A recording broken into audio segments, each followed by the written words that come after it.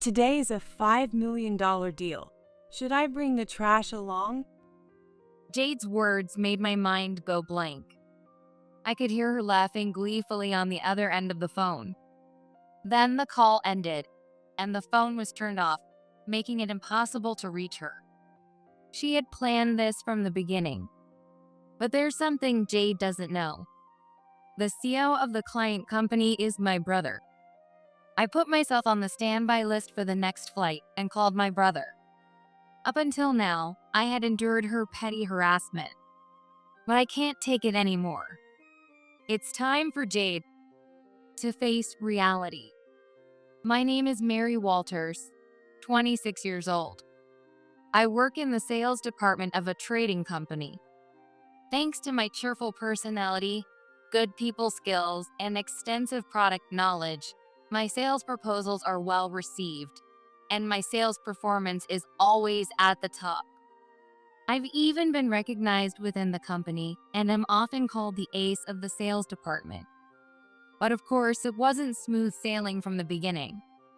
I joined the company right after high school, and at that time, I made many mistakes.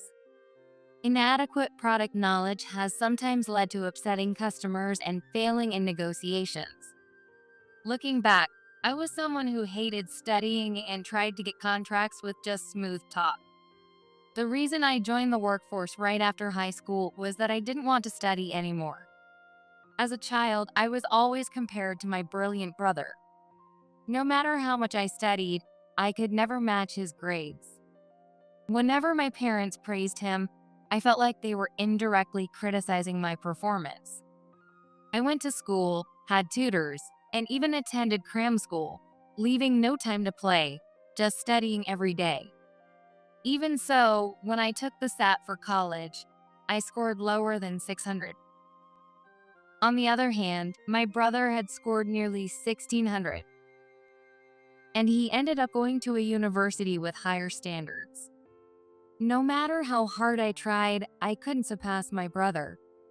I couldn't meet my parents' expectations. Realizing that no matter how hard I worked, I couldn't reach their standards, I began to hate studying. I didn't want to study anymore. I didn't want to feel any more miserable. In my determination, I decided to forego college and enter the workforce straight out of high school. At the time, I thought that if I distanced myself from school, I wouldn't have to study anymore. But in reality, joining society meant constant studying. At first, I hated it so much. But one day, I happened to suggest a product that was more suited to a customer's needs than what they were planning to buy, and it changed my life. Seeing the customer smile and say he was glad to have listened to my advice brought me unprecedented joy. By studying, I could help someone. There were people who would smile because of me. That fact made me realize for the first time the joy of learning. After that, I began to study product knowledge more than anyone else. The result of that hard work is my current sales performance. However, having good results can also attract unwanted jealousy. Recently, I've caught the eye of a troublesome person. Her name is Jade Jolie. She's also 26 and joined our company 6 months ago. She used to work in the sales department of a competing company, where she was apparently the top performer. When she first joined, I was assigned to be her trainer. Nice to meet you. I'm Mary Walters. I'll be in charge of your training, Jade. Feel free to ask me anything. Really? You're my trainer? You seem kind of unreliable. Are you sure this is okay? Jade said, looking clearly dissatisfied. She seemed very confident in her abilities, almost mocking me as she looked at my face. Thinking back, I realized I had disliked Jade from this very first encounter. But work is work. Since I was assigned to train her, I had to do it properly. So I thought I was teaching her everything carefully. Seriously? Including a thank you note with the shipment? Mary, are you really using such an inefficient method? Unbelievable. This product is more popular than that one, so it's better. You should know that just by thinking logically. She kept making these kinds of condescending comments. Sure, adding a thank you note takes extra effort, and some people might just throw it away without reading it. But there are also people who appreciate it, and no one feels bad about receiving a thank you note. So, I believe it's worth the effort to express gratitude for choosing our product and buying from me. As for the products, it's more important to consider what the customer wants than what's popular. For example, if a customer wants fruit rich in vitamin C, suggesting a sugary sweet just because it's popular is unlikely to lead to a sale. At worst, it might even anger the customer. Even if it doesn't go that far, suggesting acerola products, which have much more vitamin C than lemons, might be more satisfying than just recommending lemons because they are commonly associated with vitamin C. Engaging with customers to understand their needs and adjusting my recommendations based on their reactions is my style. Popular items are well received by many, but they might not be the best for the customer in front of me. Keeping that in mind when dealing with customers is my approach. Sure, it might be inefficient, but I didn't think it was so bad that it deserved to be laughed at from a superior position. Even if I believed I wasn't wrong, being laughed at and criticized for everything I taught was still hurtful. A month after I started training Jade, the sales results were announced. As usual, I was the top performer for that month. Everyone clapped and praised me except for Jade.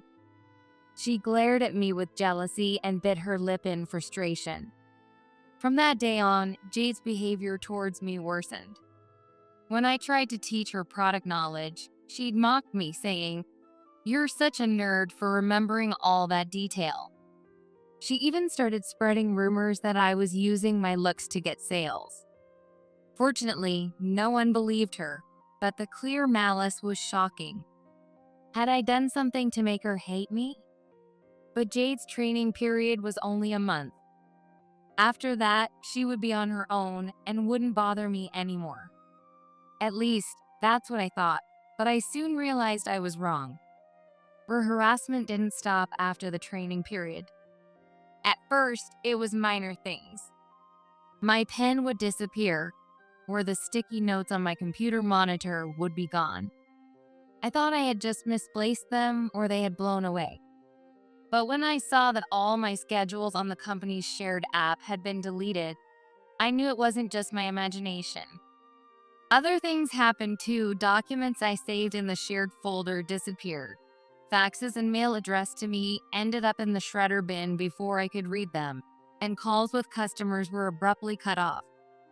I had been clueless about who was responsible all along, but when the phone hung up, the culprit was finally revealed. It was Jade. It was purely by chance that I found out. When the call with a customer suddenly got cut off, I panicked and looked around frantically. There was Jade with a smug grin on her face, holding the unplugged phone cord. Of course, something like this would interfere with work. If a call gets abruptly cut off, it would also inconvenience the customer. I asked Jade to stop harassing me, but she didn't listen at all. Huh? Do you have any proof that I did it? Don't accuse me without evidence. It's really annoying. You're so paranoid. She sneered at me, looking up from below with that mean smile. I saw her unplug the phone cord, but when it came to proof, I was at a loss. She laughed at my silence. See? You don't have any proof. Just because you have good results doesn't mean you can get cocky. For the trouble you've caused, I hope this will make up for it. Then Jade reached into my bag, which was beside my desk. I was so shocked that I just stared in disbelief. She pulled out my wallet, took 5 $20 bills from it, and tossed the wallet back to me. Thanks for the bonus. If you keep this up, you can accuse me all you want. Laughing loudly, Jade walked away, leaving me stunned.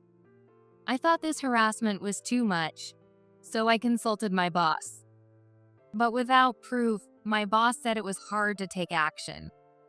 Even if there was proof, if there's no malicious intent, it would be considered just a mistake. So he couldn't reprimand her too harshly. Still, my boss did caution Jade, though it seemed it wasn't very strict. As a result, Jade resented me even more. From then on, she harassed me almost daily.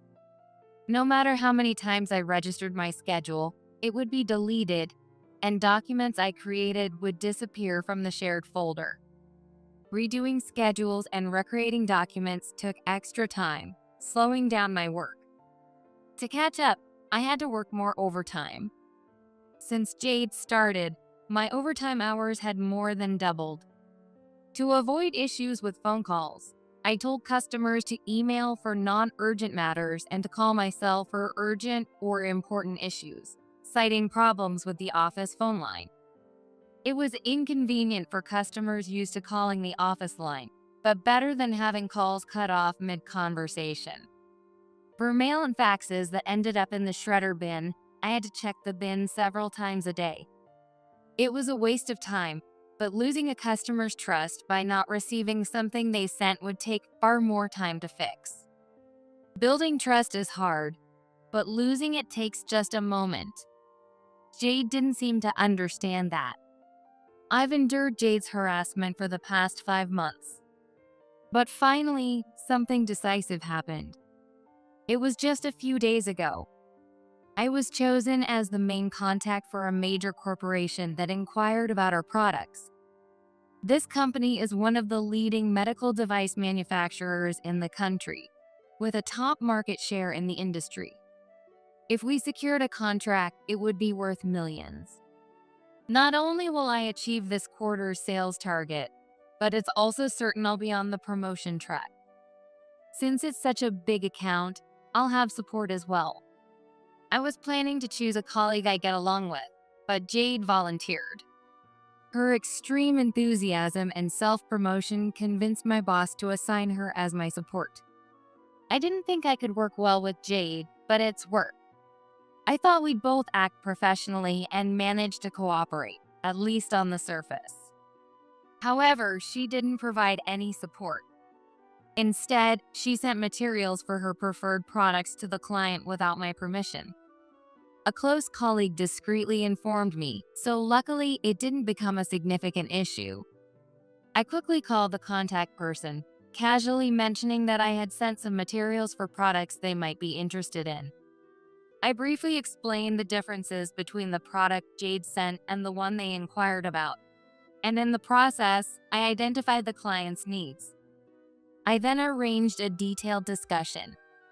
Thanks to my colleague, Jade's premature actions didn't cause major problems, and the contact person was receptive.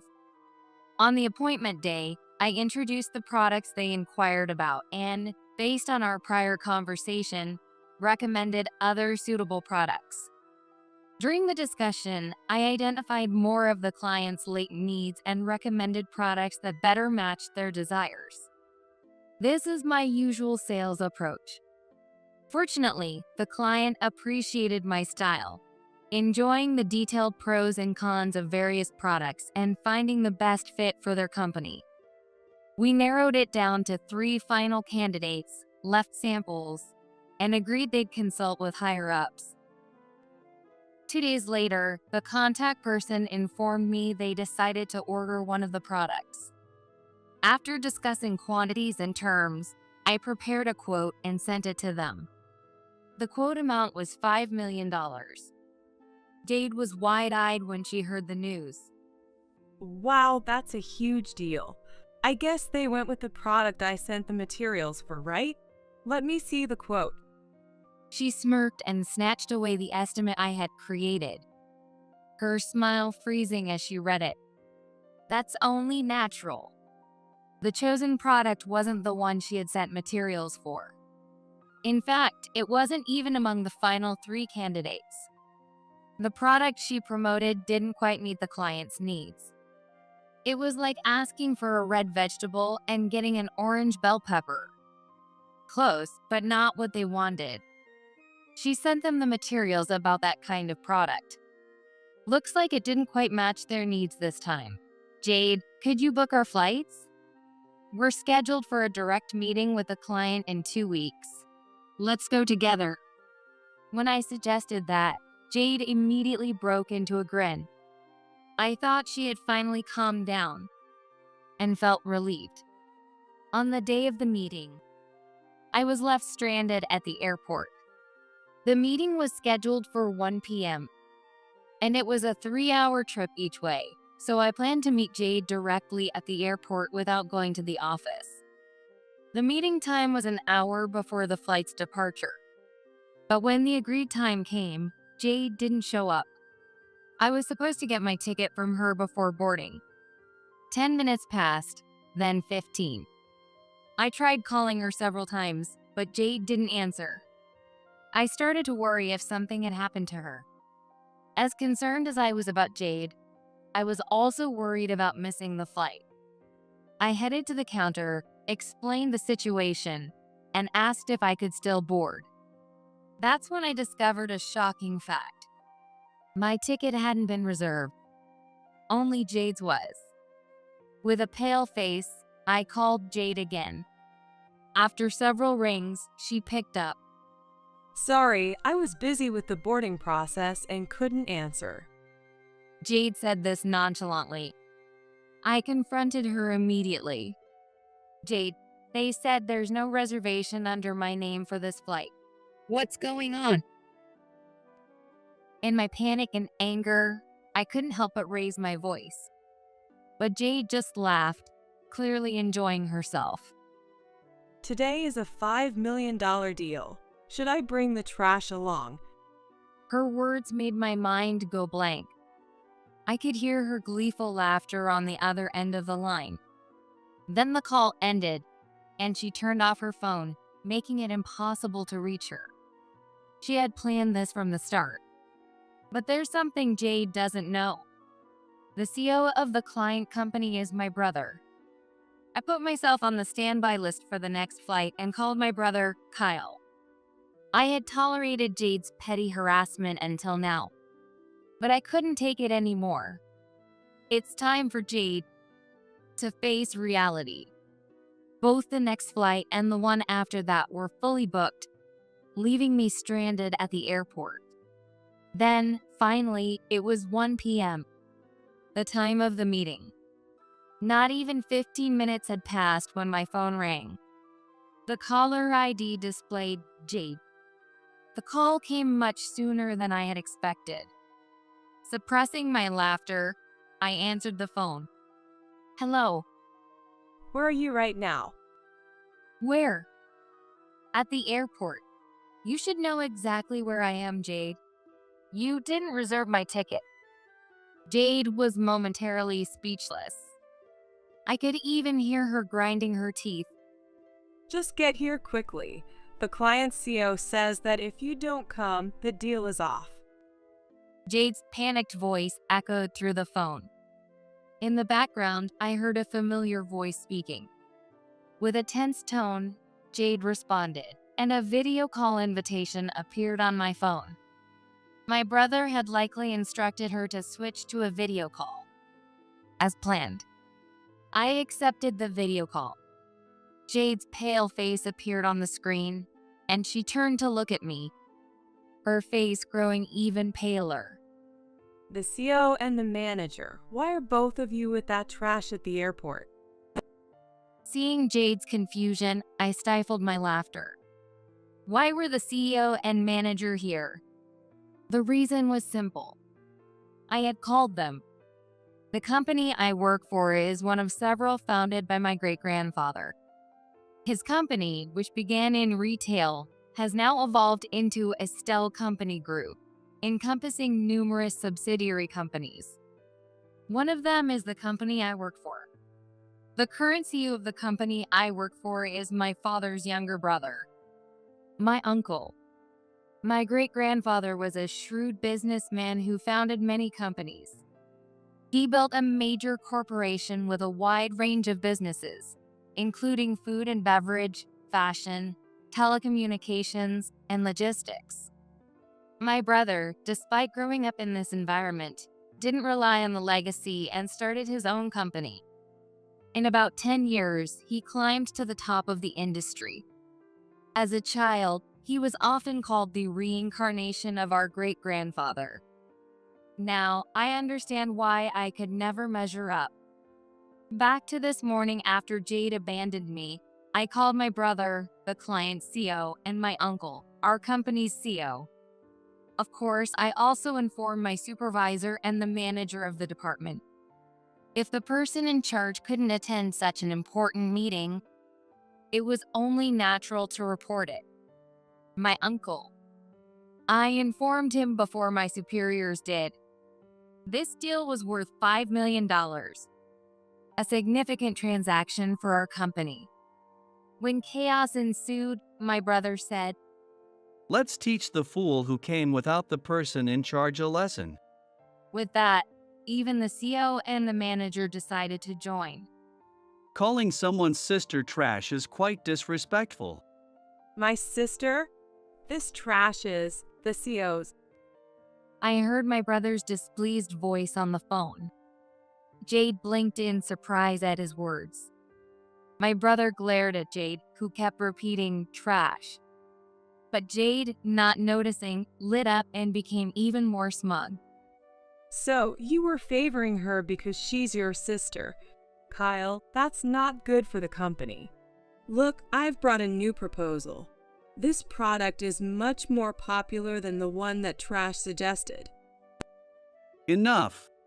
Jade started her sales pitch enthusiastically, but my brother's angry voice cut her off. I heard that after making an inquiry, our staff received a brochure for a product that didn't meet our needs.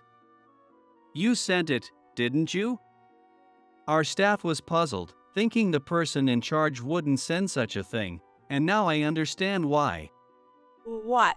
There's no way it didn't meet your needs. This product is really popular. So what?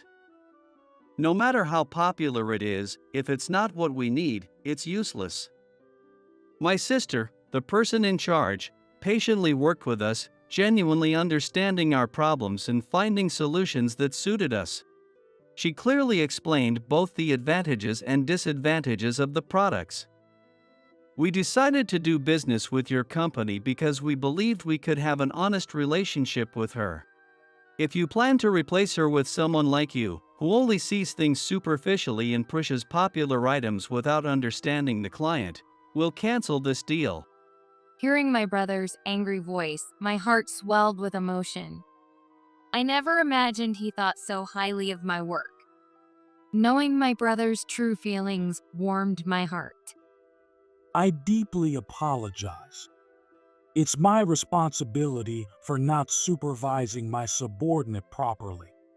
Our company has no intention of replacing the person in charge. We sincerely apologize for taking your time today. Could we possibly reschedule? We will ensure that Mary will be there. Hearing my brother's anger, the manager and CO kept apologizing. Jade stood there, stunned and pale, not expecting this outcome. My brother then said he would let it go for the sake of the manager and CO, finally resolving the situation. Both the CO and manager sighed in relief. Jade, return to the office immediately. Just before hanging up, the manager's angry voice echoed. I could faintly hear Jade's gasp. Jade, who was ordered to return immediately, came back to the office after business hours. She entered the sales floor where the CO, manager, and I were waiting. Jade looked exhausted. Her face was a mess, but I didn't feel sorry for her if it was her own doing. What is the meaning of this? As soon as Jade returned, the manager angrily confronted her. He looked ready to grab her. Sir, I was set up. Please believe me. Jade, with tears in her eyes, clung to the manager instead. She pressed her chest against his arm and looked up at him pleadingly. Set up? How? The manager, not entirely displeased, asked Jade. She lowered her face sadly but gave me a wicked smile. It seemed she was plotting something again. The truth is, Mary ordered me to go alone today. I told her she was the person in charge, but she said I was being impertinent for not obeying her, even though I'm a new hire. She threatened to harass me until I quit if I refused. Is that true? The manager looked back and forth between Jade, who was tearfully pleading, and me. Of course, what she said wasn't true. So I firmly denied it. That's not true. In fact, I've been the one getting harassed by Jade. You're just making things up. You don't have any proof. Jade repeated the same words she'd used before, smirking smugly. She probably thought she had me cornered. I smiled sweetly at Jade, who was grinning wickedly. I do have proof. Huh? Jade's voice sounded foolish as she reacted to my words.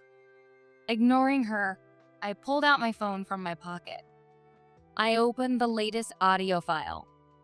It was a recording of my conversation with Jade at the airport this morning. The exchange between Jade and me played from my phone. When it reached the part where Jade said, "Today is a $5 million deal. Should I bring the trash along?" The manager's eyebrows shot up. So, it was you, Jade. You're the cause. I never said that. It's fabricated. Oh, really? Then is this also fabricated? I continued playing more audio files, each one containing rude remarks Jade had made to me. Both the manager and CEO frowned in displeasure. And that's not all. Jade, you've deleted documents I saved in the shared folder, erased schedules I registered in the department app, and done various other harassments, haven't you? I didn't. Stop lying. You don't have any proof. Show me if you do. Jade kept demanding proof, unaware that she was tightening her own noose. Don't you know? Our company's computers require connecting to the internal network to access shared folders and apps. Of course I know that. I'm not stupid like you. Well, that's to track who accessed what, when, and where. So, if we check, it'll be clear that you deleted my documents and schedules. What? No one told me that. Jade visibly panicked at my words. Her sudden pale complexion made it clear she was guilty. What have you done? Forgetting to cover his tracks, the manager shouted angrily. Fear and panic appeared on Jade's face. Oh no, I didn't do anything. Jade continued to claim her innocence. The CEO was the one who ended the seemingly endless cycle. That's enough. We will conduct a thorough internal investigation on this matter. That's not true. I didn't do anything. Please believe me, sir. If you did nothing wrong, then you have nothing to worry about. In fact, this should prove your innocence. Jade fell silent at the CEO's words. If they investigated, it would be clear she had been harassing me. She wanted to convince the CEO by any means necessary. But When I say we will investigate, we will. This is final. Jade, you are on suspension until the investigation is complete. Do not come to the office. no way. Jade turned pale at the CEO's words. For someone who took pride in her competence and career, this suspension was a severe blow. She tried to sway the CEO with smooth talk and even clung to him. But the CEO didn't change his mind. The next day, despite being ordered to stay home, Jade showed up at the office. However, the supervisor, having been informed by the manager, ordered her to go back home. When the manager arrived and saw Jade, he was furious. He told her that if she didn't stay home, she would be fired, and she left in tears. After that, things were peaceful. It felt like it did before Jade joined, and my work progressed smoothly. I thought the day would end without any more issues. But it didn't go that way. In the evening, the CEO, with a serious expression, summoned me to his office. Wondering what had happened, I went to the CEO's office. The manager was also there, looking grim as he stared at the computer screen. The CEO gestured for me to look at the monitor. I was shocked. The screen showed a meeting app with my brother and Jade on the other end. Mary, she says you sent her to see me. Is that true? What? Why would I send Jade to see you? I had no idea what was going on and was completely confused. My confusion must have shown on my face and in my voice, as my brother sighed deeply and began to explain. The explanation was headache-inducing. After being sent home this morning, Jade must have realized she was in serious trouble. So she headed straight to the airport. She thought that if she could secure the contract with my brother's company, she would get off the hook. She bypassed the contact person at my brother's company and directly requested a meeting with him. Hearing the company name and that a woman was there to see him, my brother assumed it was me coming to apologize and had her shown to his office. Being led into the CEO's office made Jade think she had a chance. She enthusiastically pitched her product to my brother, despite it being rejected the previous day for not meeting the company's needs. And then, as if that wasn't bad enough, when my brother tried to dismiss her, saying there was nothing more to discuss, she clung to his arm, completely misunderstanding the situation. Pressing her chest against him, Jade tried to force the contract.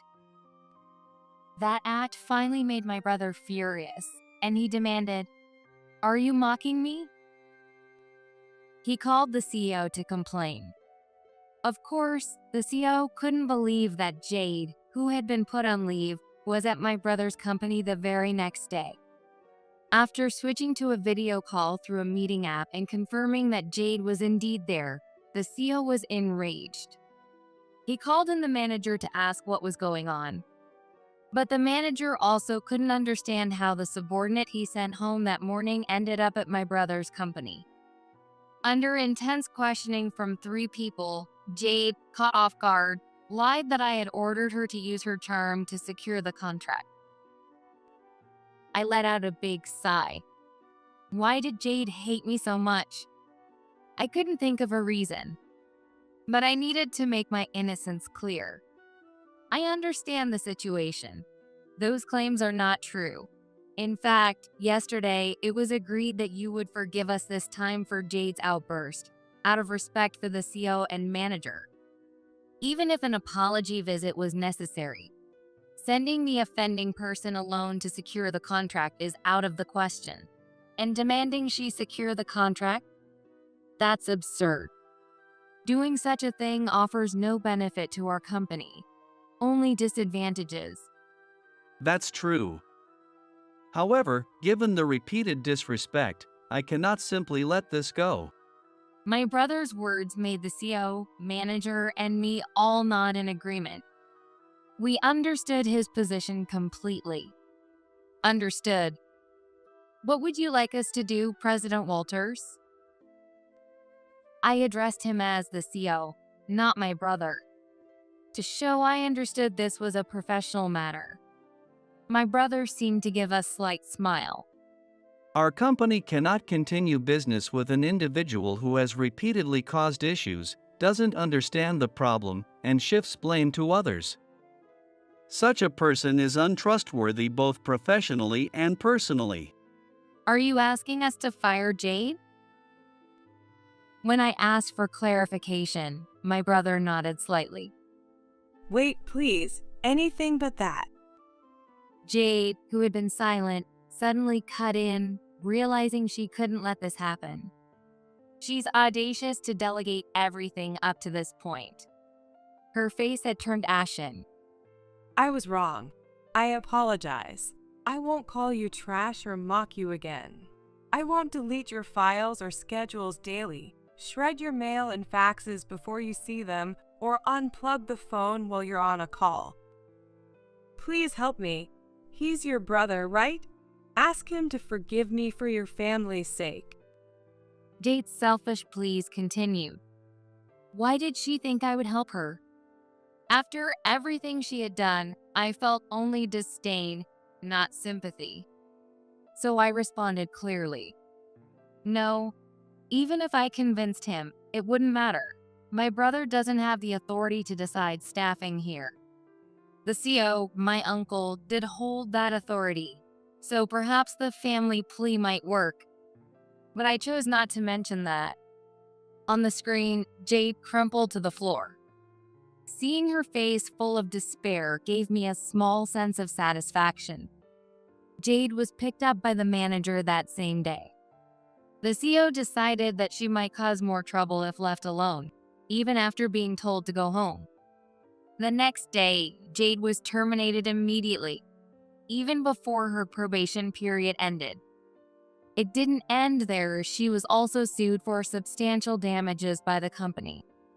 Her harassment caused work disruptions and ruined deals. The contract with my brother's company would now be challenging to secure under the initial terms. Our company would have to make concessions on price and conditions to make up for the trouble. Even the travel expenses Jade incurred to visit my brother's company would be billed to her. Moreover, the CEO was so furious that he intended to ensure Jade wouldn't be hired by any affiliated companies. But that won't be enough. The Estelle Company Group, to which the CEO's company belongs, is a major conglomerate in various sectors, including food, fashion, telecommunications, and logistics. Finding a company in the country with no ties to Estelle would be nearly impossible. Who would want to hire someone disliked by the founder's family? Jade would likely face a tough future, paying off a significant debt without being able to find decent work. As for me, I regained peace in my life after Jade left. Having my work recognized by my brother, whom I had always felt inferior to, boosted my confidence at work. Maybe this newfound confidence was noticeable because a longtime client remarked, "You were always reliable, but lately you seem more assured and dependable." My sales performance improved, and I was on track to achieve my best year yet. There were other positive changes as well. For the first time in a long while, I felt like visiting my family. I had avoided going home since starting my job due to my feelings of inadequacy compared to my brother. But this Thanksgiving Day, I felt like it might be nice to spend time with my parents and brother. Recent cases have made me feel that way. Would my family be pleased with my progress? Though my pace was slower than my brother's, I was still moving forward. With a mix of excitement and anxiety, I looked forward to the approaching Thanksgiving Day holiday. My name is Ryan Wilson. I'm 32 years old and work at a trading company. I belong to the sales department at the company, where I enjoy working collaboratively with my colleagues. A new department head is coming from a branch office to our company. Her name is Emily Carter. She seems to be highly educated. Her arrival is going to completely change my work environment. That day, I returned to the office after making some rounds outside. Immediately, I am called in by the department head. "You wanted to see me." What awaited me in the department head's office was an unhappy-looking Emily. What have you been doing? I was out on calls. Because you weren't here, there was no one to take care of me. Since her arrival, Emily had been treating me like a servant for some reason. I was burdened with all kinds of odd jobs and tasks. "I'm sorry, but I had an important meeting with our client." I explained honestly to her. You're only good for taking care of my personal needs. I can't believe you can't even do that. But my main job is to work in sales. It doesn't matter. I can't believe that a high school graduate like you is even working at our company. I don't think education should matter. I clenched my teeth and suppressed my anger. Emily scoffed at my response. Only low-educated people say that. Actually, only well-educated people are excellent. Yes, ma'am. Just do as I say from now on. And don't go out on calls unless I permit you to. Yes, ma'am. I had no choice but to accept her unreasonable demands. Yet, I had no intention of quitting the company. Because I owed a lot to the president who had given me a chance despite my background, and I wanted to give back to the company. Despite Emily's unreasonable demands, I continued working. One day, as these days continued, Emily called me into her office again. I went, expecting another order, and Emily said something unexpected. Do you even understand what your job is? Is it taking care of you, ma'am? What are you talking about? You are in sales. It's your job to secure contracts. Suddenly, Emily burst out in anger. We had this conversation before, and when I had answered sales previously, she had mocked me. Well, yes, that's true, but Here is your sales performance for this month. You are significantly behind, and it has been like this for the last 3 months. Emily showed me a printout of the sales performance graph. It was true. But I had my reasons. But this isn't entirely my fault. Oh, what kind of excuse are you going to make? I take care of you, the department head, other than my own business. I do chores and your work for you. In that case, the amount of time I can spend in sales is reduced. Moreover, there are many times when I'm not allowed to go out on sales calls by the department head. That's just too unfair. If the situation were more equitable, I could definitely deliver results. Emily's face turns red with anger at my rebuttal.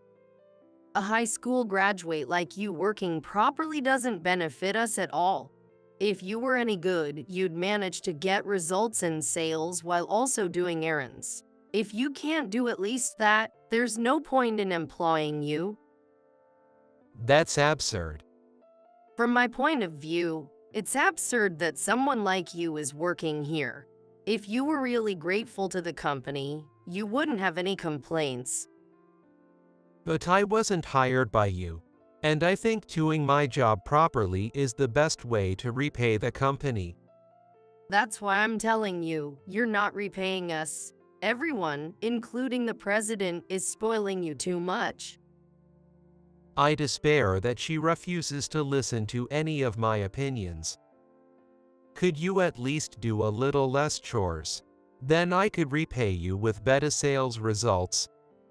No way. That's not allowed. If you don't want to do chores, we'd better hire someone else. What do you mean? Just what I said. A failure like you is fired, and we'll hire an elite from Harvard. Emily said this with a mocking laugh. Our company is quite popular, so we get lots of job applications and transfer requests from elites who have graduated from famous universities. So, it would be better to use them, don't you think? So basically, you think you need highly educated people in this company? That's right. And it doesn't look like you're going to Ace Corporation on sales visits. Emily said this with displeasure. Ace Corporation is a nationally famous food manufacturer and one of our most important clients. I was in charge of negotiations with them. What's the problem with that? I can't believe someone with your low education level is negotiating with such an important client. but I was assigned to handle it even before the department had arrived. Be quiet. I can't put you in charge of that job. Change this job with another employee immediately. In fact, just quit this company right now. What a tyrant. But as long as I'm under her, I might never be able to work satisfactorily. Understood. What? I think I will leave this company. I wanted to repay more, but it can't be helped. The best repayment you could make is by leaving.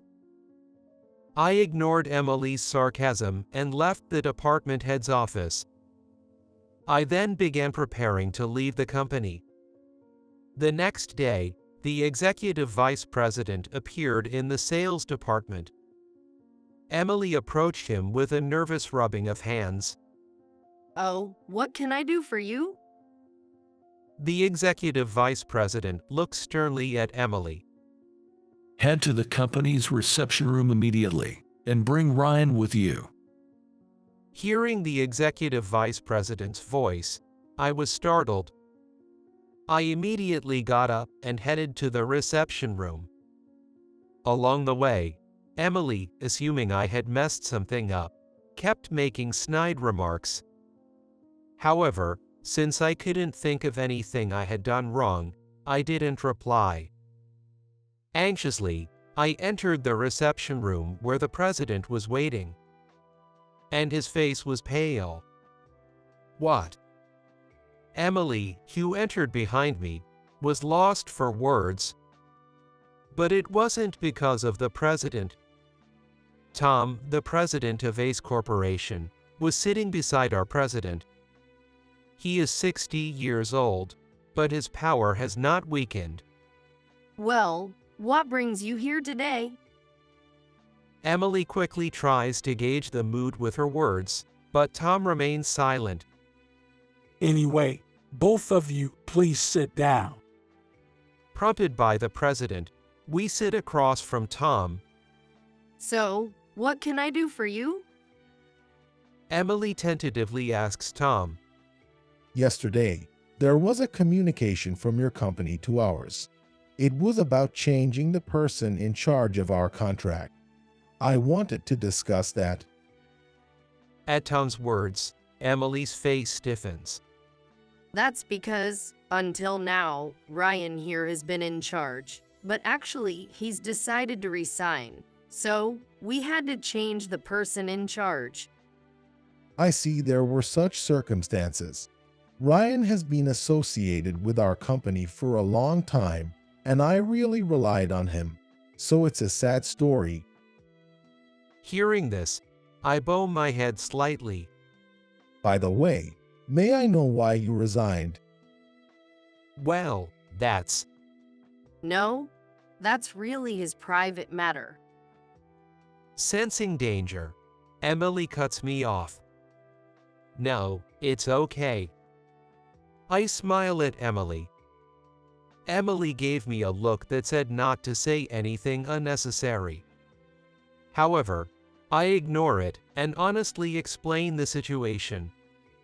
For a long time, Emily has ridiculed me for my low education, and she was about to remove me from the ACE account for that reason, so I decided to quit.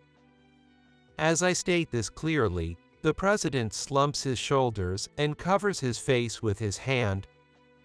Sitting next to him, Tom's sharp gaze becomes even sharper as he glares at Emily.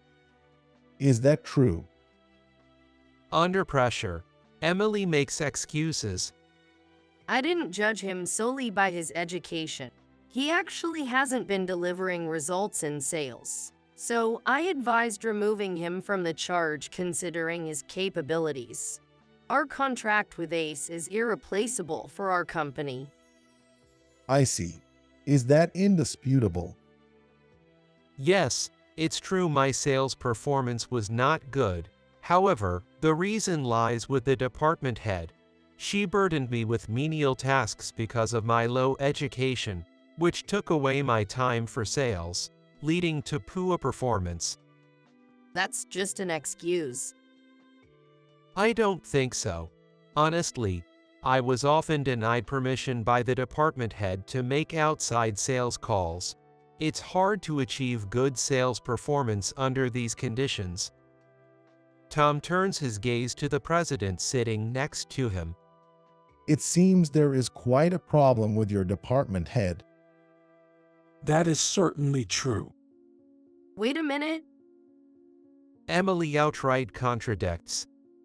It's true that based on his sales performance, I intended to remove him from the ACE account. However, the story about me burdening him with errands and not allowing him to go on sales calls is a fabrication he made up. There's no truth to that. Tom nods. Indeed. We can just listen to one side and make a judgment. Of course. Then let's ask the employees in the sales department. Really? We'll ask the people in the sales department about how you've been treating Ryan. That should reveal the truth. At Tom's suggestion, Emily breaks into a cold sweat. No, I don't think we need to go that far. Why not? An important person in charge is about to leave. I think it's crucial to get to the bottom of the cause. No, but I don't think it's a good idea to involve people from other companies in our own internal problems. I see. That's a point too. Yes, and the decision to leave was ultimately his own. I didn't force him. In reality, I had been told I was fired, but there was no proof of that. I see. If he's leaving, then it can't be helped. By the way, have you decided where you're going next? No, not particularly. Well then, come work at my company. Let's work together. What? What are you saying? Emily is shocked, and her eyes widen at Tom's proposal. This reaction is understandable, as Ace Corporation is a very popular company with a very high employment competition ratio. Even highly educated people are hard to get hired by the company. Are you going to let him join the company? Yes. Is there a problem with that? There is no problem, but I have tried several times to bring Ryan into our company, but he never nodded yes. really, the president himself was trying to recruit him. Yes, Ryan is very important to me. He's my nephew. What? Nephew? I sigh and nod. I would have preferred to keep it to myself. Oh, sorry. I just blurted it out. Tom laughed loudly. So, is Ryan really Tom's nephew? The president asks with wide eyes. Yes, he is. He's my brother's son. For me, who lost my parents early, Tom has been like a father. Wait a minute. That can't be true. Why would the president's relative be just a high school graduate? That can't be. Emily questions, to which Tom scratches his head. Well, I did try to persuade him to go to college, but Ryan insisted he didn't want to rely on anyone anymore and forced himself into a job. He really is as stubborn as his father. Hearing this, I just give a wry smile. I really thought so.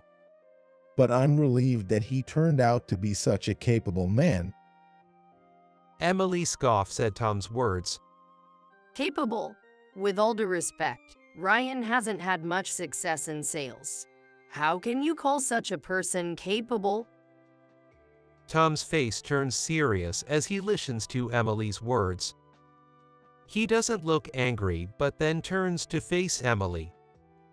Getting contracts isn't everything. Do you understand? Business isn't just about sealing deals with a signature. Rather, that's where it begins. During the contract period, it's important to work comfortably with each other, discussing and deepening relationships. Ryan was primarily doing that. Emily seems not to fully grasp Tom's point. Since she's new, that's understandable. Ryan's reputation is well known in this tight industry, and there are many companies that have extended their contracts because Ryan is with them. Certainly, this company does have many long-term contracts. Of course, not all achievements are Ryan's, but a significant part is, and that's a fact, and these do not reflect in sales performance. Still, Ryan is proactive, considering his clients' needs. That may be so, but I then speak up. Tom, it's okay now. I've always wanted to repay this company and its president. That's why I kept declining your offers. Ryan, The president looks at me with sadness in his eyes. And I didn't want to be thought of as a nepotism hire either. Well, I understand what you're trying to say. But I thought maybe there's nothing left for me to do in this company. That's why I decided to quit. It's a waste of time to keep discussing my situation here. Is that so? Well, I'll always be waiting for you to join our company. I nod with a smile. Really? Then, may I take you up on that offer to join your company, Tom? Wow, have you finally decided? That's great. This will make my brother rest easy. It has nothing to do with Dad. Like I said earlier, I've already given back to the president and the company, so now I think I owe Tom a debt of gratitude. Well, whatever the reason, it's good news. All right, let's get you started on learning the job right away. I got it. Tom's face, initially joyful, turns stern in an instant. Then, I must also inform you of this. We will be terminating our contract with your company. As Tom announces this, Emily stands up, and the president turns pale. what do you mean? Don't you understand? I said we are terminating the contract. Tom states firmly. please wait. The president looks as if he might faint. Could you explain? You surely don't mean that you're terminating the contract because your nephew is leaving the company, right? Yes, that's exactly right. That's so selfish. How can you just do that? Emily yells at Tom. To cancel such a long-standing contract for that reason. Perhaps citing my nephew isn't the right justification. Shall I correct it to say that it's because Ryan Wilson is leaving? That's the reason. What's the difference? We've had a long-standing business relationship with your company because of Ryan. It's not just because he's family. I've already explained how he works. Emily bites her lip in frustration at Tom's explanation. His consideration and dealings has been remarkable. We continued our contract with your company because we trusted Ryan. Simply put, from a business performance standpoint, it would be better for us to contract with other major corporations. We're currently receiving offers from other major companies. We had to end a contract somewhere. The president mops his brow with a handkerchief. I understand that, but I am not shallow enough to move solely by money. Being able to work with people I can trust is far more important to me. Then why are you ending our contract? What you're saying doesn't make sense? I'm not saying anything odd. The one I trust is not your company but Ryan. Emily's voice falters at Tom's statement. A person who judges others by their educational background and casually speaks of firing them is not someone who should be in management. We can't work with a company like that. Don't say that. Wasn't it all just lies he told? No, that's not the case. You refused the investigation. At that point, Your company's credibility was already tarnished. I can't entrust my valuable nephew to such a company, nor can we continue the contract. Emily grinds her teeth. What did I do wrong? Education is an important measure of a person's excellence. What's wrong with judging people by it? Emily finally snaps, unable to accept her faults. I worked hard during my student days to improve my educational background and then entered society. Tom sighs. I acknowledge your effort, but there are people in this world who don't even get a chance to make such efforts. Tom looks at me. Ryan was very capable in his school days. However, he couldn't pursue further education because he lost his parents. The same was true for his father. What? I'm surprised by this sudden revelation. We weren't financially comfortable. I never thought I'd go to college. However, after graduating high school, my brother started working right away to earn tuition fees for me. That's how I managed to go to college, and he was much better at studying than I was. Tom chokes up a bit as he speaks. I've never heard of it before. Yes, such people exist in the world. I'm not denying your efforts, but there's no need to demean others over something like educational attainment. Emily listens to Tom's story with her head bowed, but her expression suggests she hasn't fully accepted his point. Tom, I am truly sorry. The president apologized to Tom. From start to finish, this was all due to our lack of management ability. I truly couldn't believe that Emily was being so disrespectful to Ryan. I am very sorry. Trusting your employees is important, but you are a bit too lenient. Tom conveyed this firmly. Going forward, we will conduct a thorough investigation regarding Emily at our company. Emily was shocked at the president's words. Are you serious? Yes, and depending on the results, we may have to discipline you. For now, you are on suspension. Please take this time to reflect at home. At that point, Emily apologized to me. I am truly sorry for all the disrespectful things I've said. I won't say anything that you would dislike from now on. Please forgive me. However, I shook my head. This is beyond the point of being resolved with an apology. Please accept the disciplinary action. I said this coldly, and Emily, shoulders drooping, left the reception room. Then, the president looked at me with a remorseful expression. Ryan, I am truly sorry. As a company, we will ensure that such incidents never occur again. Would you consider staying with us? The president's request made my heart waver. But I realized my feelings were no longer with this company. I'm sorry. I would like to work to repay Tom from now on. I see. Understood. Good luck. The president, with a sad smile, celebrated my new beginning.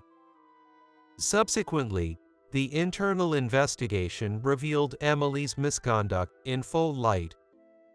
Her actions had significantly impacted sales, leading the president to fire her.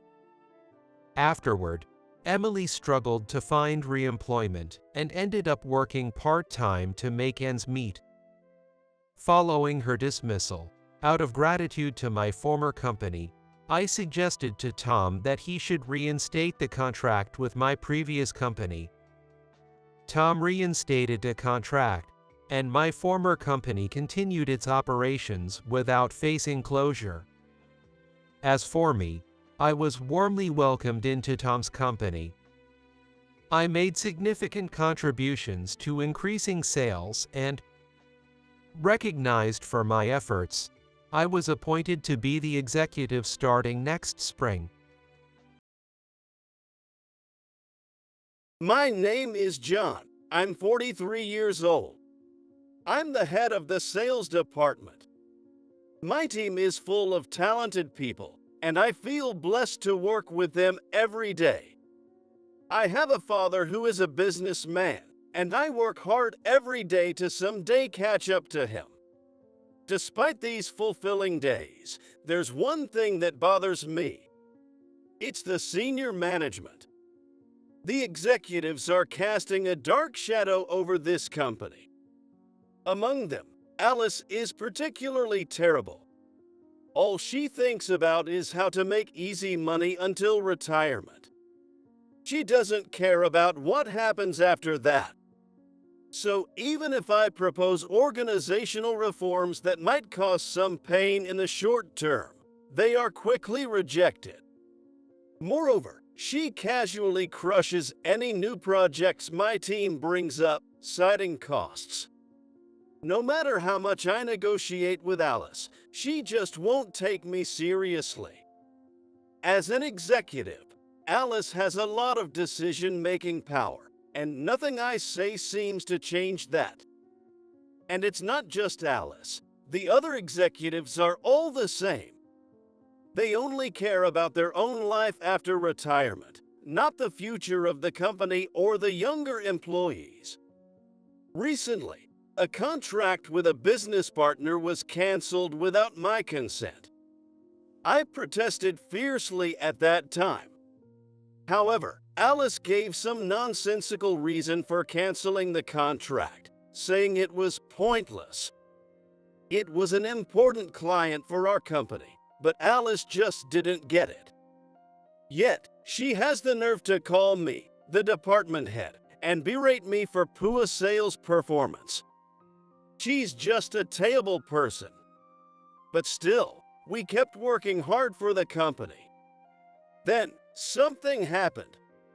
One day, I was summoned by Alice.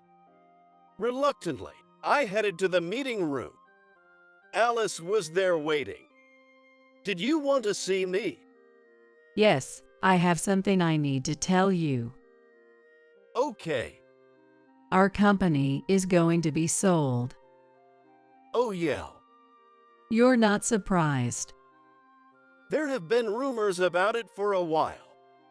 In the midst of ongoing financial losses, there had always been talk that our company might be sold. So I wasn't surprised. The issue was what came next.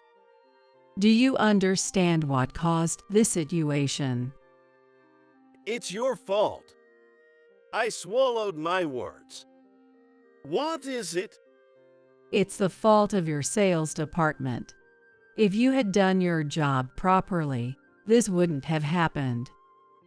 With all due respect, we did everything we could. If you hadn't arbitrarily canceled contracts with our clients, this might not have happened, right? Alice raised an eyebrow. What? Are you saying it's my fault? If that's how it sounds, then maybe it is. I replied, suppressing my emotions as much as possible. You always talk back. Alice smirked. But you know, the company's shares were all bought by the Smith Group, led by President Michael Smith. The Smith Group runs a nationwide chain of diners and bars, well known across the country. So this Smith Group buying us out means the company will get a fresh start. That's good to hear. But you know, just changing the shareholders won't be enough. The company itself needs to change. Alice snorted in dissatisfaction. What? You're so slow on the uptake. What are you trying to say? That's why the company needs a rebirth. We should make significant changes to many things. I see, that could be true. I nodded. That's why you're fired. We don't need a high school graduate who can't cut it in our company. I scratched my head. I agree that renewal is necessary, but how does that lead to me getting fired? There's nothing strange about it. The sales department is to blame for our financial troubles. It's only natural for the head of that department to take responsibility. Alice laughed. I'm saying the sales department isn't at fault. That's for us to decide. You don't have the right to argue.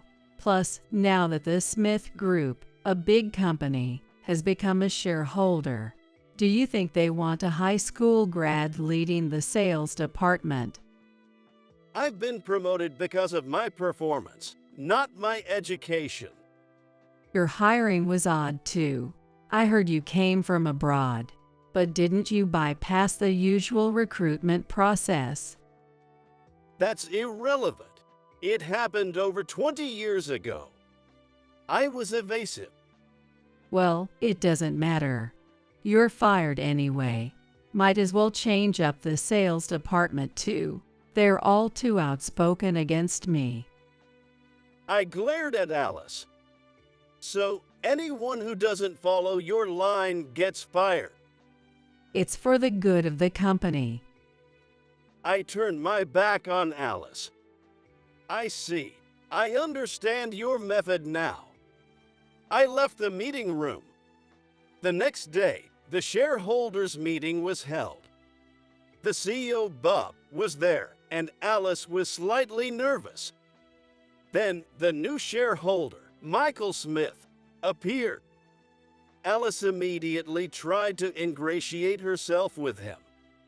Thank you for coming despite your busy schedule. And on behalf of our company, I'd like to express our gratitude for the acquisition. Michael nodded sternly, Thank you. but he quickly turned to Bob. Shall we start the shareholders meeting then? Bob immediately announced the start of the meeting. However, Michael was the only real shareholder. The rest were company directors. Michael stood up. Firstly, I have something to say. As I own all the shares, I have the power to appoint or dismiss the company's directors. And now, I will dismiss all the directors here. Everyone was stunned by the announcement. Bob was the only one who quietly looked down. The main reason for this is to hold someone accountable for the company's financial losses. My investigation revealed that these losses were due to the negligence of the executives. He paused, taking a sip of his coffee. I plan to look for new executives through discussions, but there is one person whose appointment is already decided. It's my son. Then the door opened. Alice was speechless at the sight of the person who entered. I have decided to appoint John, the head of the sales department, as an executive, and eventually, he will become the CEO of this company. Alice quickly interjected. Wait, please. John being Michael's son. I can't believe it. Michael glared at her. Why is that? Or do you think I would lie about such a thing? Alice stumbled over her words. It was unthinkable that such a nonsensical lie would be told. But John is a high school graduate, right? And why would he be in this company instead of his father's? I let out a sigh. Let me explain. I am indeed Michael's son. As for being a high school graduate, I went abroad right after high school to work and study foreign languages and business management. What? I thought formal education was important, but I wanted to catch up to my father and learn business abroad as soon as possible.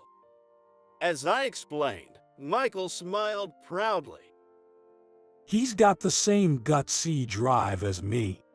I've never cared much for formal education, so I supported him. I only gave him the initial travel and living expenses.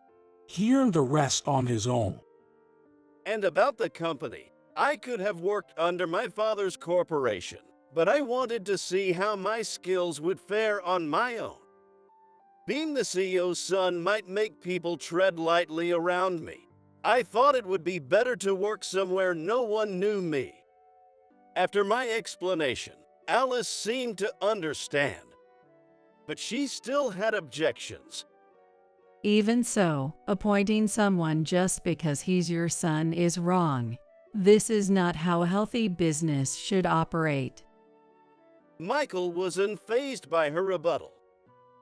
Who said anything about appointing him just because he's my son? We thoroughly investigated your company before the acquisition and concluded that John is the right person to be an executive right away. Being my son has nothing to do with it. But why John? The sales department is crucial for the company's revenue. It's their malfunctioning that led to the financial losses. My findings show that the sales department has been doing great work. They've led difficult projects to success and worked tirelessly to forge new business relations. Alice scoffed. If hard work alone promoted people, everyone would be advancing. Results are what matter.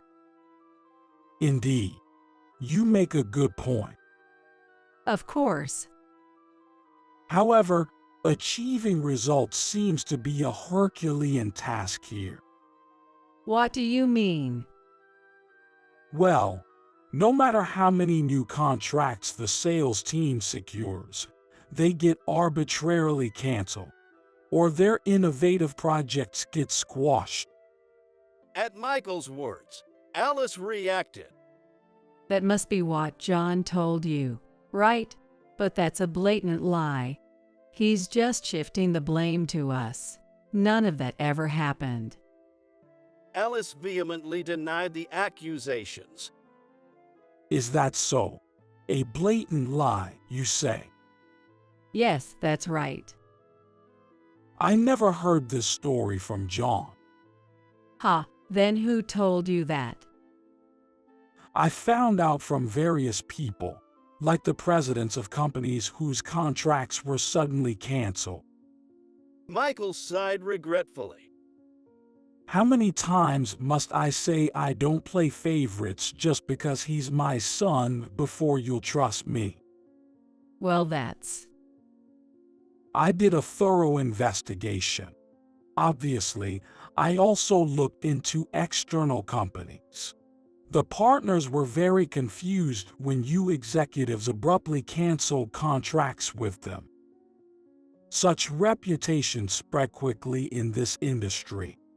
Did you not realize that this was tarnishing the company's image? Alice and the other executives looked down. Michael shook his head in dismay. How could the company improve when you selectively break contracts with other companies to suit your own convenience? I glared at the executives. All they care about is making easy money until retirement, indifferent to the future of this company. Alice glared back. We have always acted and made decisions with the company's best interests in mind. There might be some responsibility for the lack of results, but dismissal is too much. Alice pleaded for leniency, but Michael's stance was firm. That's not the case. I knew about this situation even before conducting the investigation. How could that be? You must have heard it from John, right? No. I got the information from a friend of mine, the president of this company, Bob. All the executives turned their gaze to Bob. Bob nodded slightly. It's true. I've been consulting with him for a while, and thinking he would be the right person, I sold all the shares. Bob, you betrayed us. Alice stared at Bob. This betrayal is outrageous. Weren't we all comrades working for the company? I thought we were comrades, but you all changed. Bob said sadly.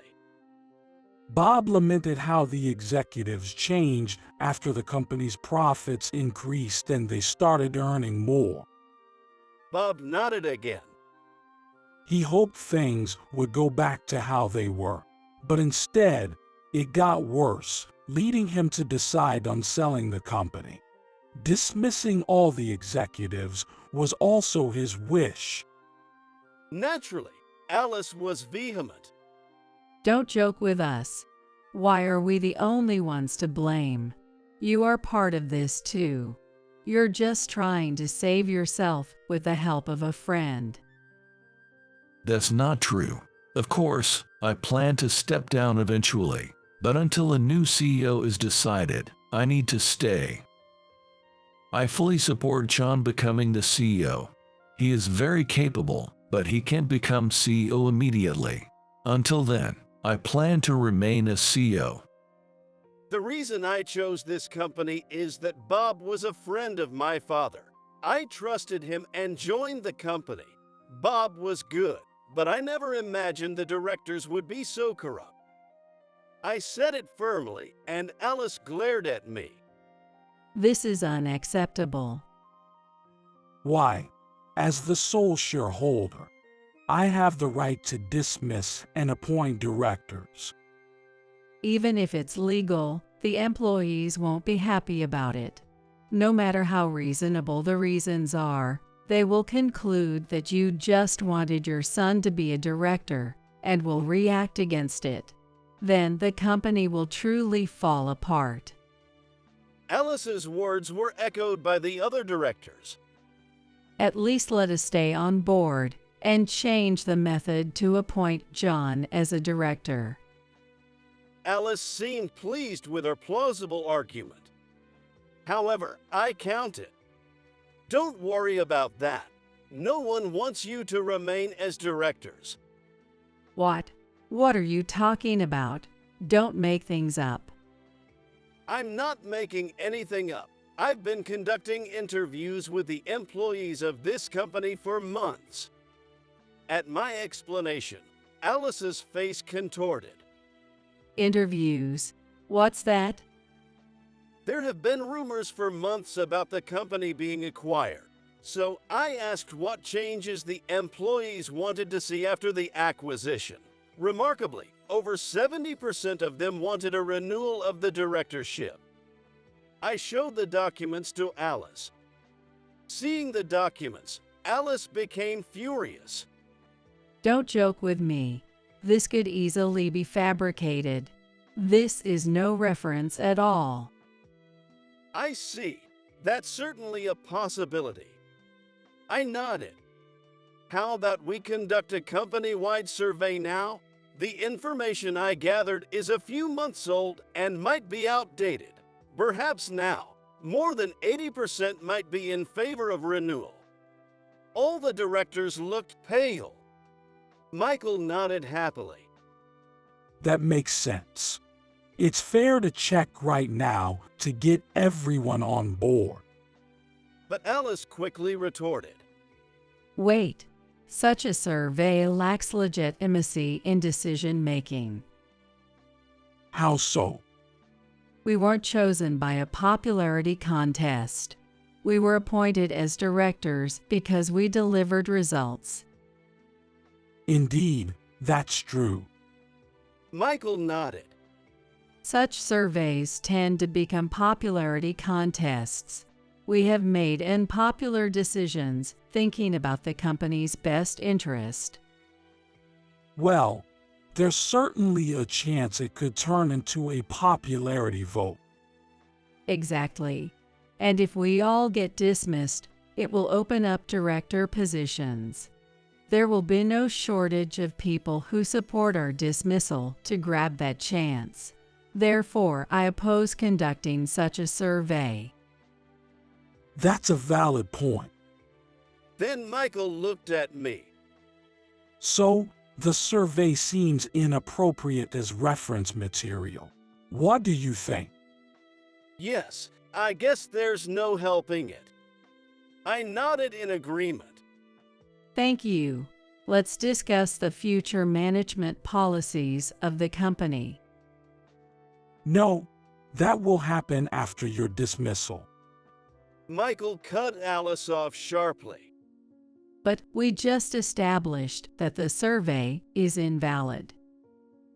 Just because the survey is invalid doesn't mean your dismissal is off the table. Alice spoke irritably. Why do we have to be dismissed? I've said it multiple times. It's because of your negligent management. But that's just based on the numbers. We have been trying to improve the company in our way. I see. For the company, Hall. Michael placed a photo on the desk. Looking at it, the directors were at a loss for words. This is a photo of you, Alice, being entertained by a sales representative from a certain company, and then suddenly signing a contract with them. Meanwhile, forcefully canceling contracts with their competitors that our sales department secured. Is this a coincidence? No one dared to answer Michael's question. I hadn't even imagined such things were happening behind the scenes. So it made me furious. By the way, this photo happens to be of Alice being entertained, but I have photos of the other directors as well. The directors looked even more grim. Can you still say you were acting for the company? To me, it looks like you were using the company to reap benefits for yourselves. Well, this was, just a social drinking event. Alice fumbled for an excuse. I see. Then what about this? Michael showed another photo. It clearly showed Alice receiving money. Do you normally get paid for attending a drinking party? I've never heard of such a thing. Facing Michael's questioning, Alice looked down. What you did was a betrayal of the company. If I find that this caused any damage, all of you will have to compensate for it. Unable to hold back, I blurted out, "Please leave this company immediately. We need to turn around its management, and we don't have time to talk here."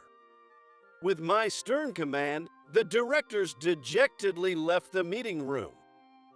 Now comes the hard part. I'll help as much as I can, but it's up to you guys. I understand, Dad. I'll turn this company around. Afterward, Alice was forced out of the company and began looking for a new job. However, no one wanted to hire her because her bad reputation had spread among similar companies. She was also forced to pay for the damages. Eventually, Alice moved to the countryside and started living a part-time job lifestyle. She seems to be enduring it, still fed up with her rural life. On the other hand, as a director, I started reforming the company. With the old directors gone, the company's management quickly got back on track. Later, I became the president. I am still working hard every day to become a leader like my father. I can't hear anything. Finally, Samantha, who had been ignoring me all this time, opened her mouth, but she just looked at me with a sneer. At that moment, my pent-up frustration exploded, and I couldn't help but complain. "Please, enough already. We have a $50 million deal today.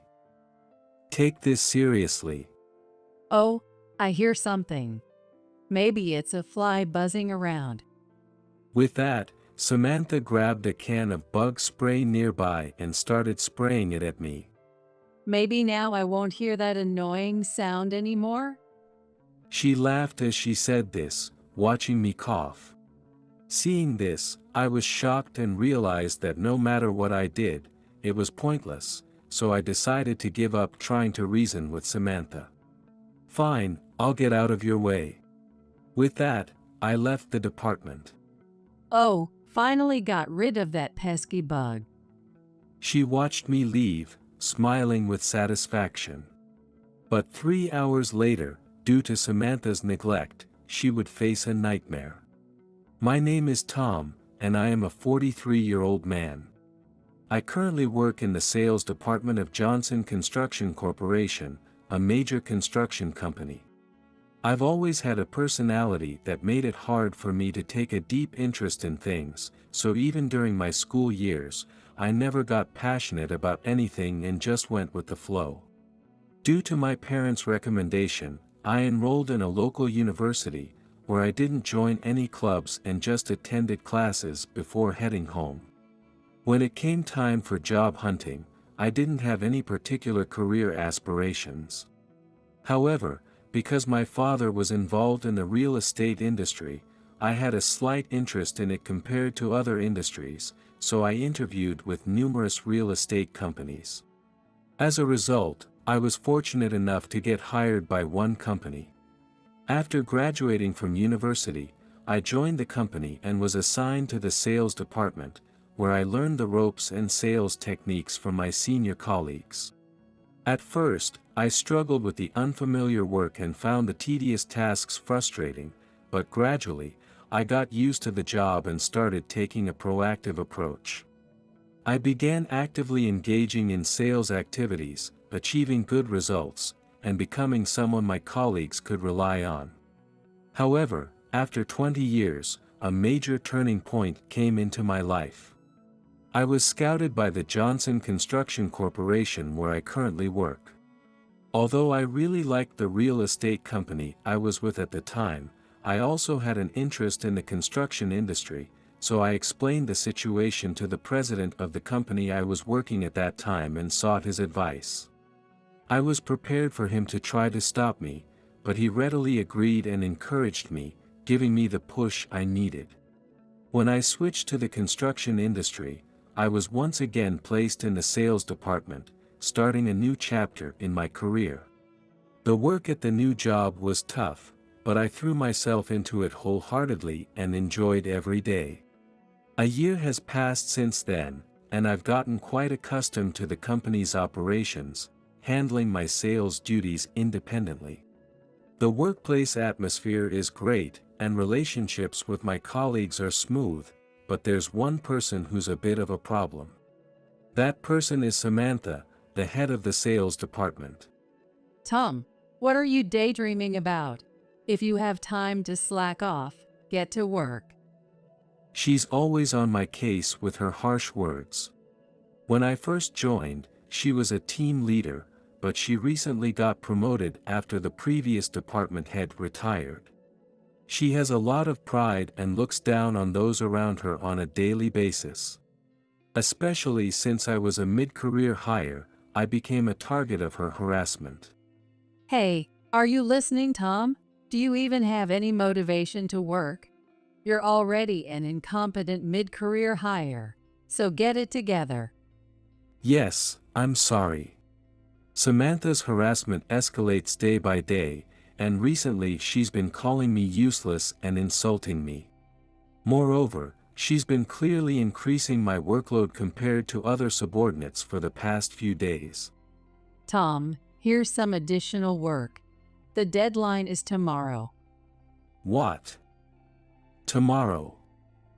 That's impossible. I already have another deadline coming up.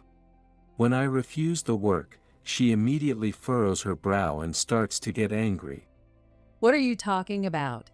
Complaining over 1 or 2 extra tasks. You're really useless. Just do it without whining. She sneers and returns to her desk. With a sigh, I take on the work. The next day, I submit the materials I had to stay late to complete. Samantha, I've finished. Please check it. Good job. You see, You can do it if you try. Now, I need you to handle this next task too.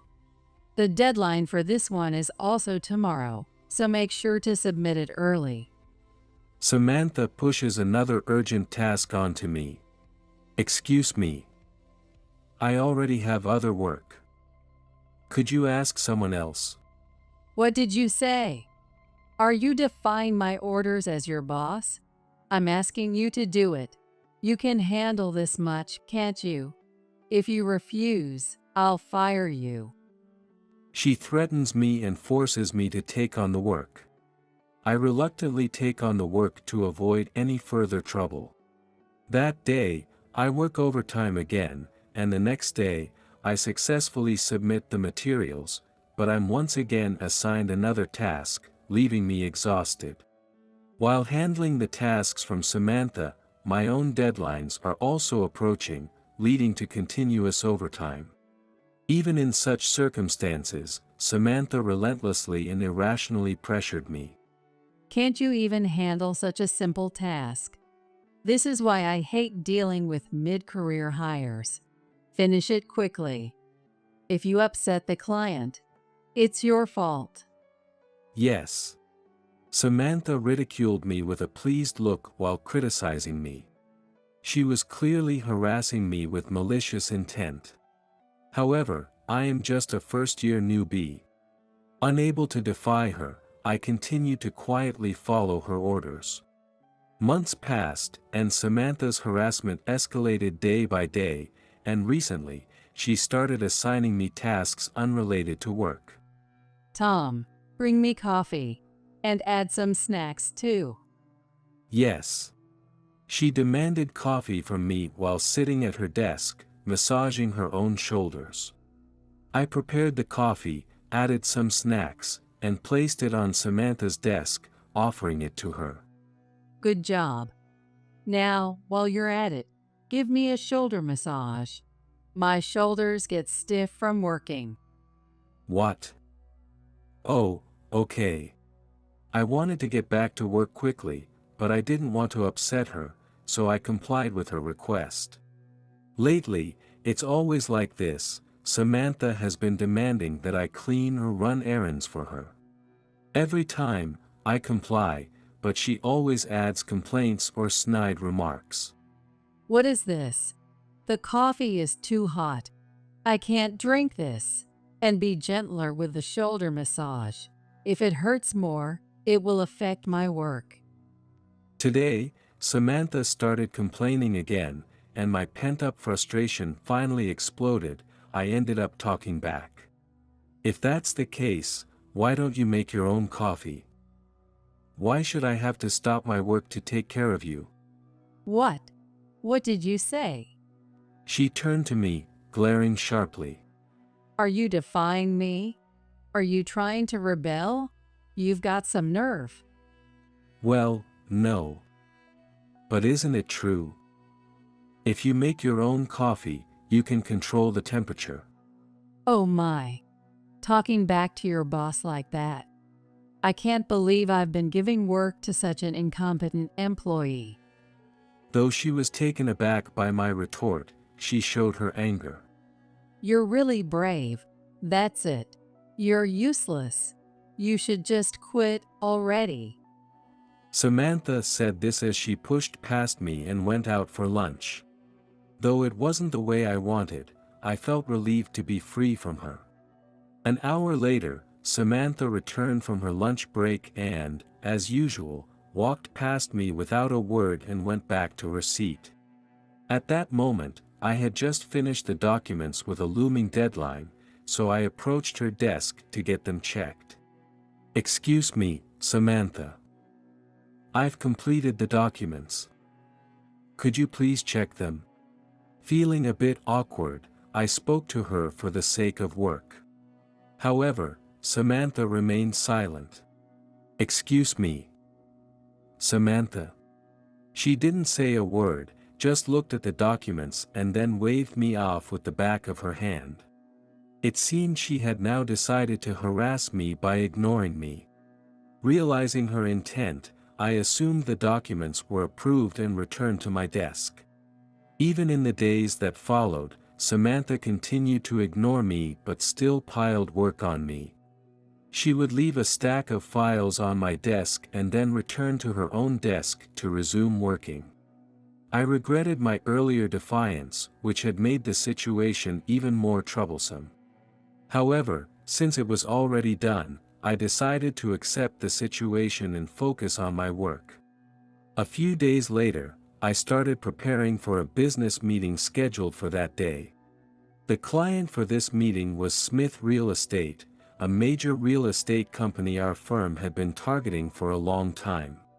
Smith Real Estate is well known domestically and highly regarded by its peers. Our company had been trying to establish a partnership with them for a while, but it hadn't been successful. However, it seemed that Smith Real Estate was now looking to expand, and as part of that effort, they had agreed to this meeting with us. If this deal goes through, it will secure a $50 million transaction and significantly contribute to our company's growth. That's why the entire sales department, including our CEO, Mike, is determined to tackle today's meeting with great enthusiasm.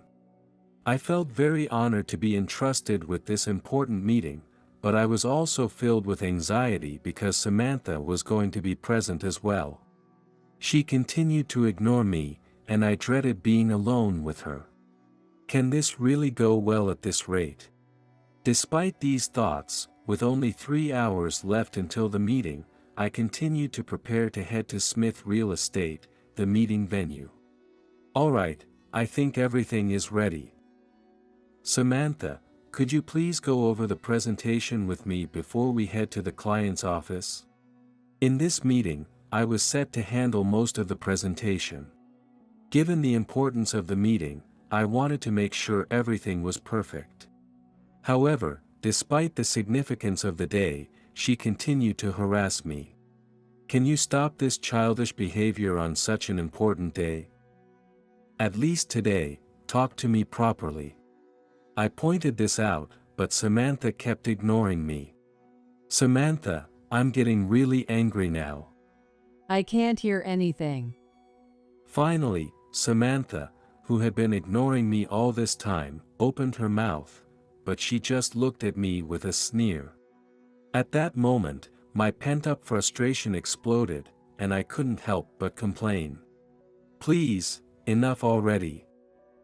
We have a $50 million deal today. Take this seriously. Oh, I hear something. Maybe it's a fly buzzing around. Samantha maintained a calm expression even as the surrounding employees were surprised by my outburst. She exaggeratedly looked around the area. I'm really getting angry. You insult and harass me every day. What do you dislike about me so much? Oh, the buzzing is so annoying. Maybe I should spray it. With that, Samantha grabbed a can of bug spray nearby and started spraying it at me. Wait, stop it. Maybe now I won't hear that annoying sound anymore? She laughed as she said this, watching me cough. Seeing this, I was shocked and realized that no matter what I did, it was pointless, so I decided to give up trying to reason with Samantha. Fine, I'll get out of your way. With that, I left the department. Oh, finally got rid of that pesky bug. She watched me leave, smiling with satisfaction. But 3 hours later, due to Samantha's neglect, she would face a nightmare. Meanwhile, I had been out visiting clients, but now I was at a restaurant for my lunch break. That meeting with Smith Real Estate was scheduled to take place at that very moment. However, I was no longer concerned about the meeting. Ignoring its importance, I enjoyed my meal at the restaurant. Then, my phone started ringing. It was Samantha. Guessing it was about the meeting, I decided to ignore her calls as payback for her harassment. Even after my lunch break ended and I resumed my client visits, Samantha kept calling dozens of times, but I continued to ignore them and focused on my work.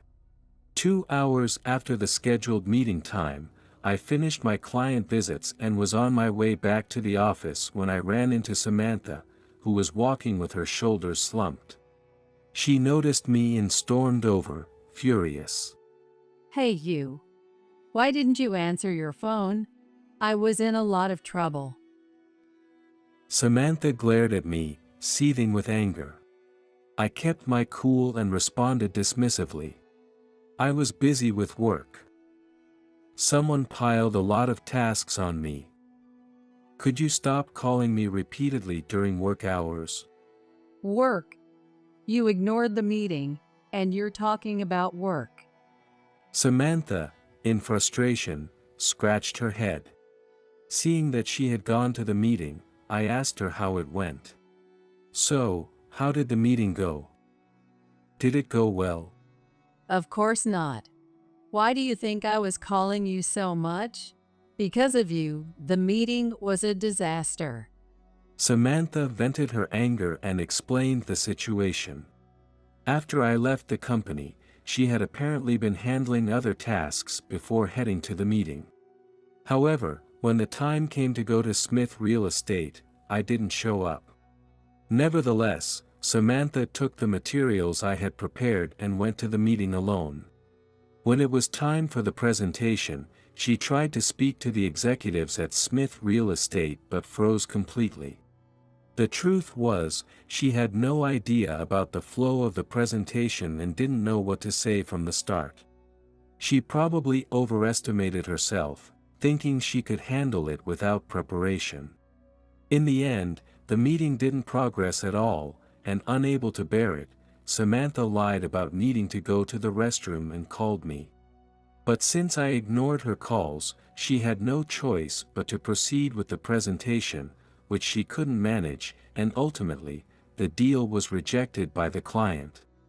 If you had answered the phone and joined the meeting sooner, this wouldn't have happened.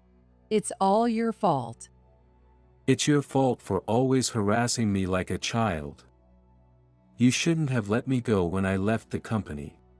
I thought you'd come back soon, but when you didn't, I assumed you had already gone to the client's office and left. But in reality, you were too scared of the important meeting and abandoned it. I never thought you could be this incompetent. Let me tell you, that's a lie, isn't it? You wanted to take all the credit for this meeting, didn't you? Did you think I didn't know? What? Samantha muttered softly. The truth is, I had accidentally overheard Samantha talking to another employee about the $50 million deal. If this negotiation succeeds, a promotion is guaranteed. Maybe I'll just take all the credit myself. She had said this while laughing. Seeing that I had hit the mark, she visibly faltered. You heard that? Well, I did feel that way, but it was just a joke. Besides, how could you just abandon such an important meeting? You're the one acting like a child. Though Samantha accused me, I remained calm.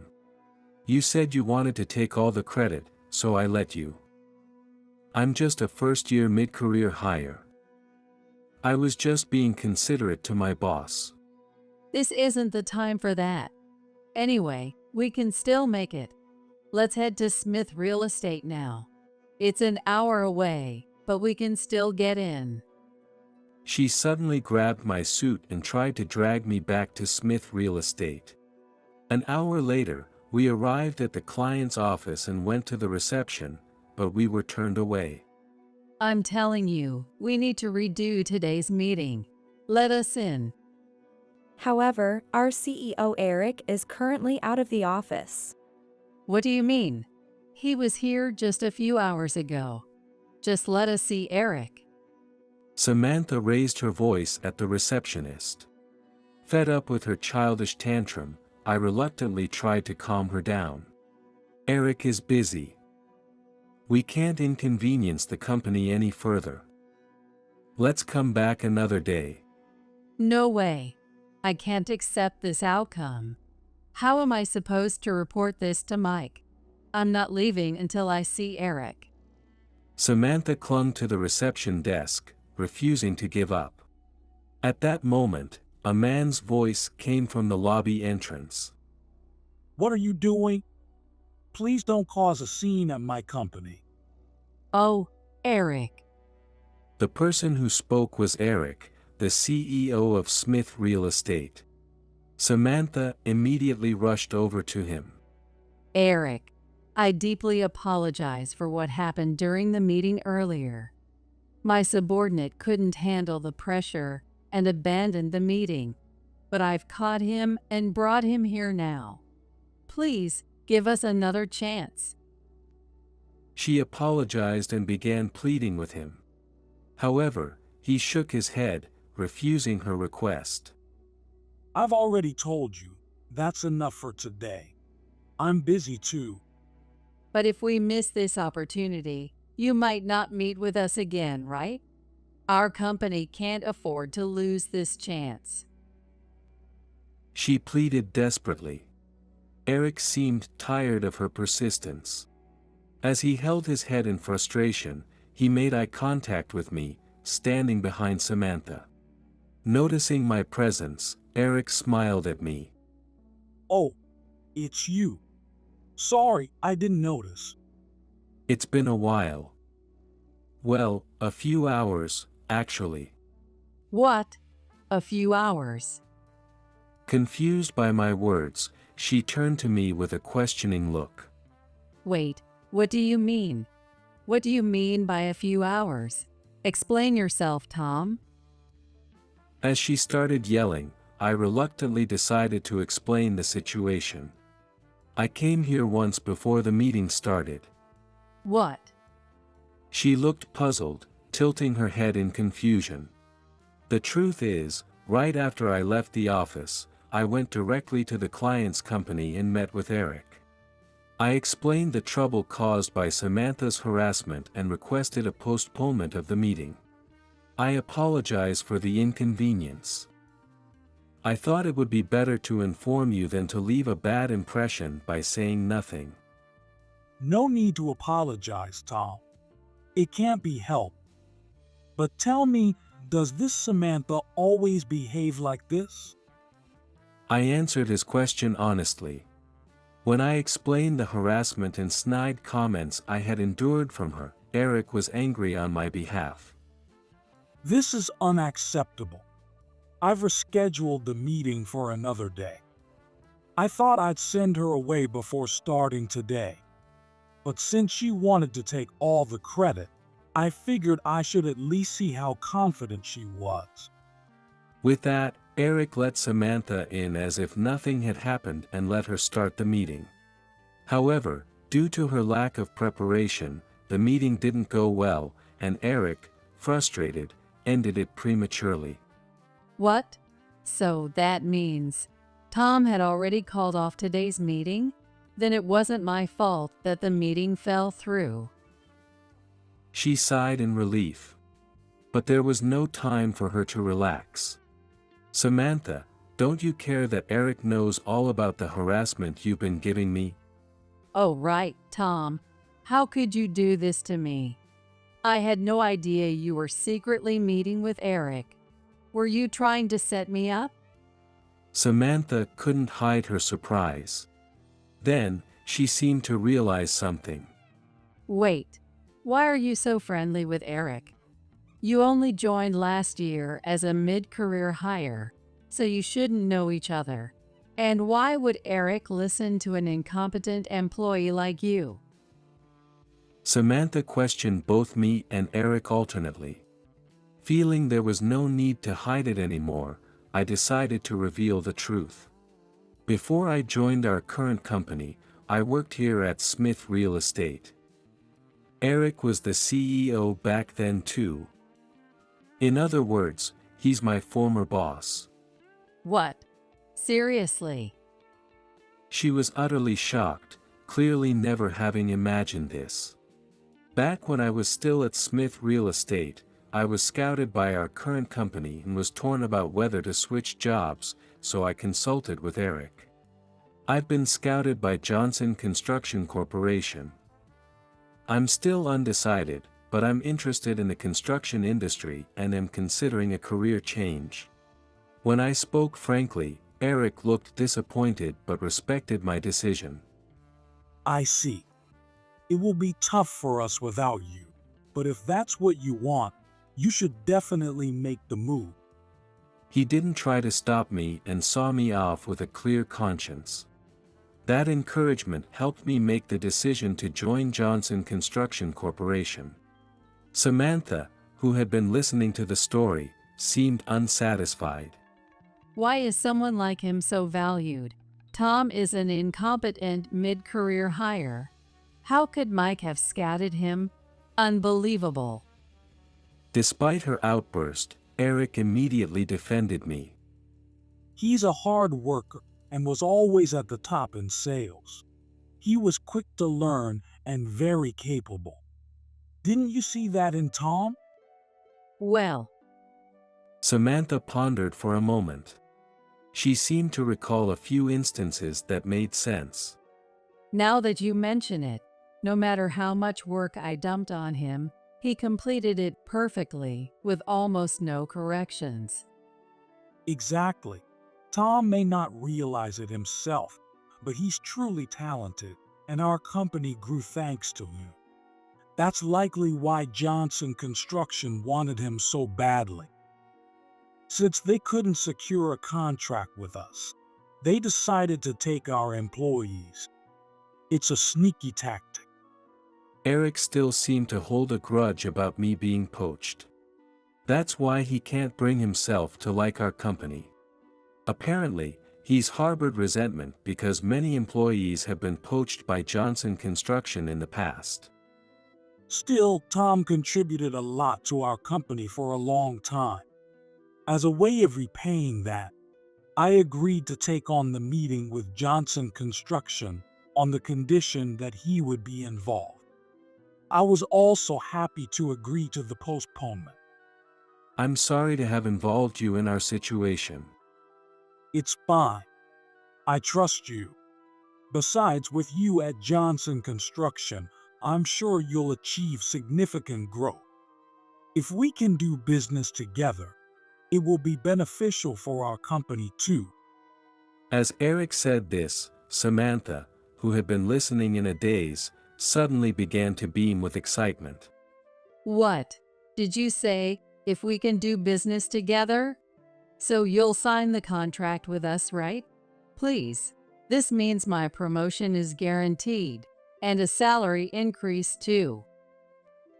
She was elated, but Eric glared at her in exasperation. That's what I initially thought. However, I don't want to do business with a company that has a boss who harasses her subordinates. What? Samantha began to panic at his decision. Excuse me, but what do you mean by that? I mean exactly what I said. I told you I heard everything from Tom. The boss who harasses her subordinates is you. What? No, that's not true. Please listen to me, Eric. It's all Tom's lies. You shouldn't believe anything he says. Samantha tried to deny it, but Eric wasn't swayed. When it comes to trust, my relationship with Tom goes back much further. If you're going to keep lying, then I'll have to call off the deal. Sorry for Tom. No way. Please reconsider. I beg you. Suddenly, she started to apologize. I was surprised to see Samantha, who was known for her pride, acting this way. I'm not trying to lie. Please, Eric, give our company another chance. Tom, apologize right now. She angrily shouted at me as I stood there. But before I could say anything, Eric responded firmly. Don't you dare order Tom around. This is all your fault. Until you change your attitude, I will never do business with Johnson Construction. I'm sorry. I truly apologize. Samantha apologized to Eric again. However, his anger did not subside. Don't just apologize to me. Apologize to Tom. He's the one you troubled the most. But If you can't do that, there will be no deal. You might as well go back to your office.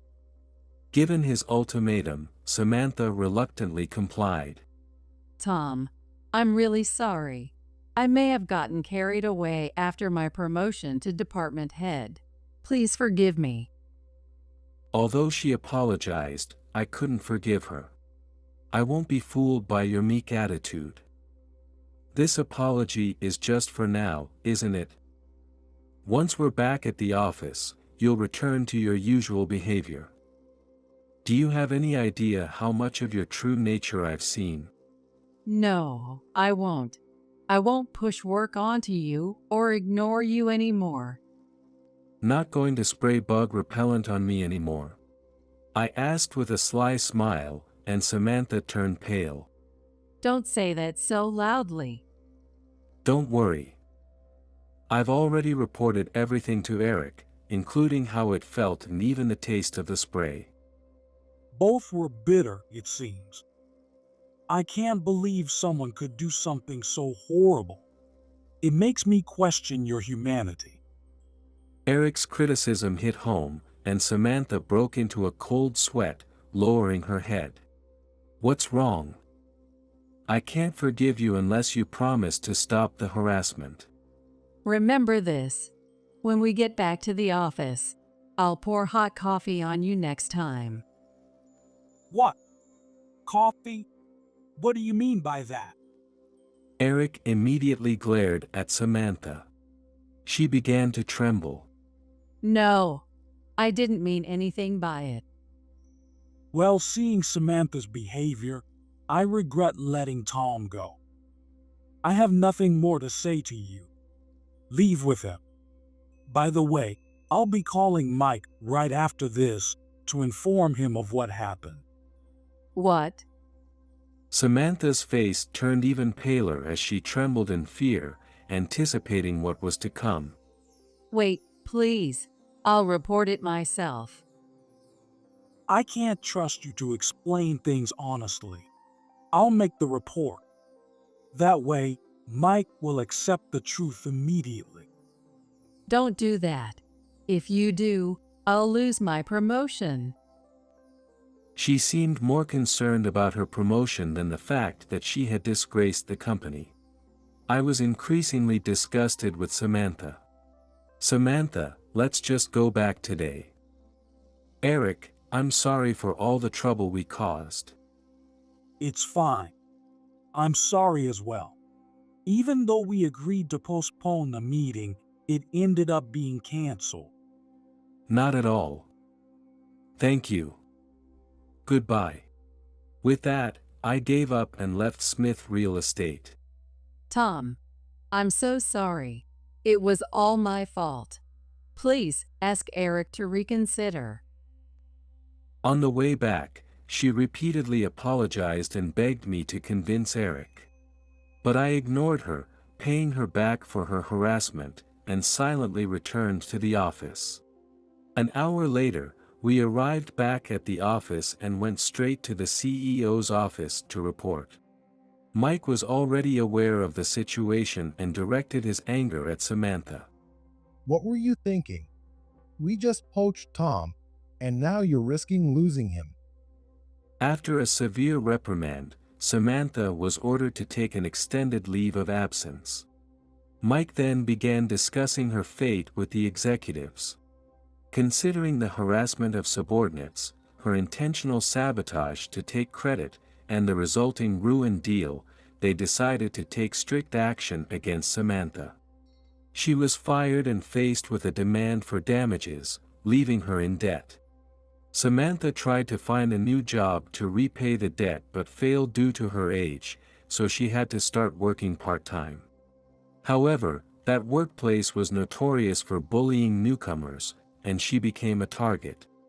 She is currently enduring harassment about her age and appearance but continues working to repay her debt. As for me, without Samantha, I naturally focused more on my work and continue to work at Johnson Construction. While our relationship with Smith Real Estate ended after that incident, Eric, out of guilt, introduced us to another real estate company. After doing my best in negotiations with that company, I successfully secured a deal, contributing to our company. Why don't you come back?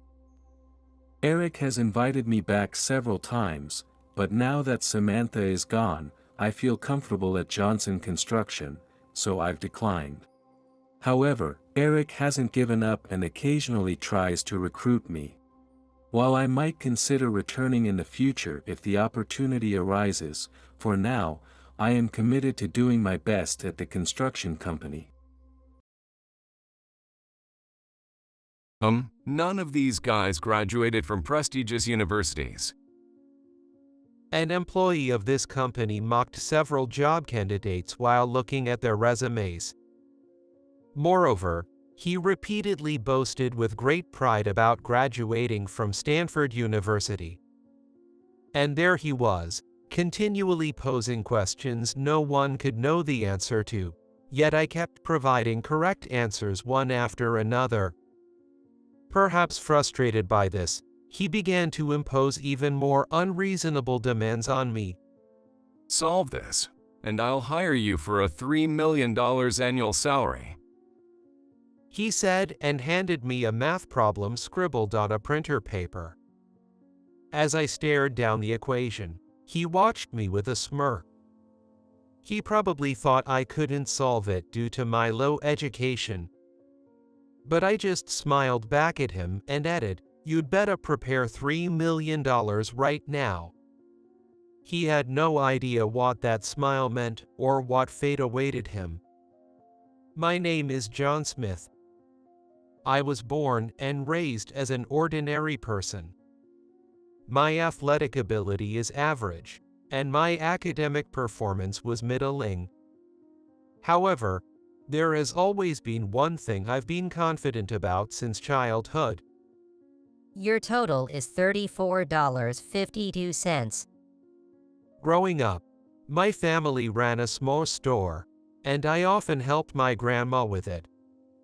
Whoops, I don't have any smaller bills. A regular customer said, looking apologetic as he handed over a $100 bill. I take it and give the change back immediately. No problem.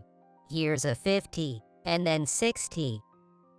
Give him a $50 bill and a $10 bill. I handed him the remaining $5.48 in coins and the receipt. Well, that's impressive, John. Don't you need a calculator?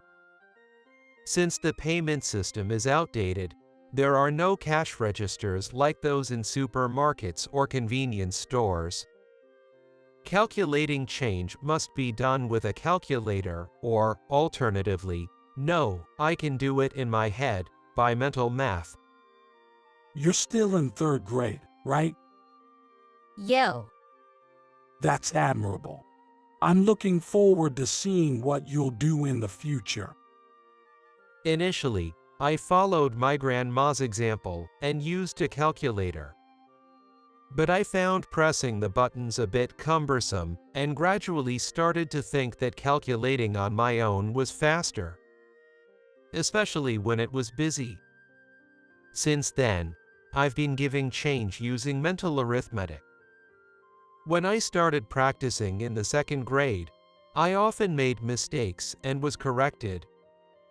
However, nearly a year later, my speed and accuracy have significantly improved. It was something I studied to improve efficiency at the checkout, but looking back, I think I continued because I was happy to be praised. Well, that aside, this ability to calculate was the only thing I could be truly confident in.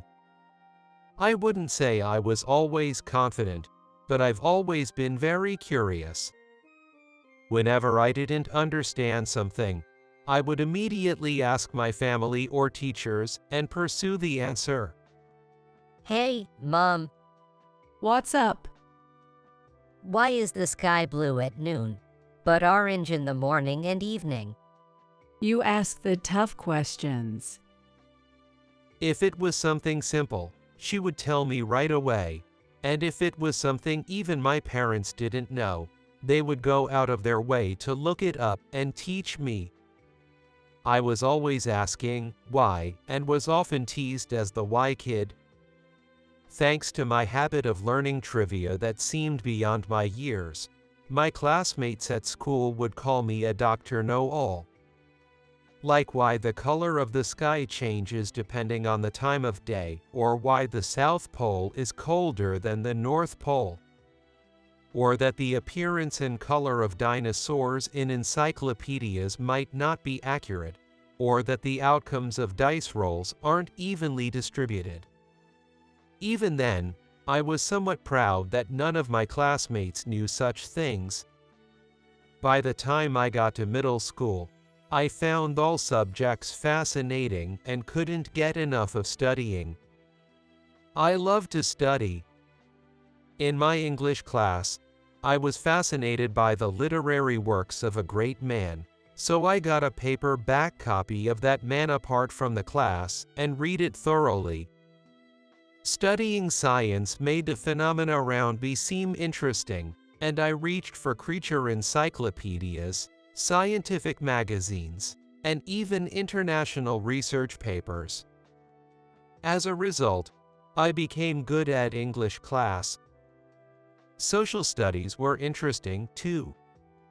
How the country of the US operates, what makes it different from other countries. Who existed in the past, what they thought, what events happened, how we arrived at the present world. Indeed, I continued to study, driven by my curiosity.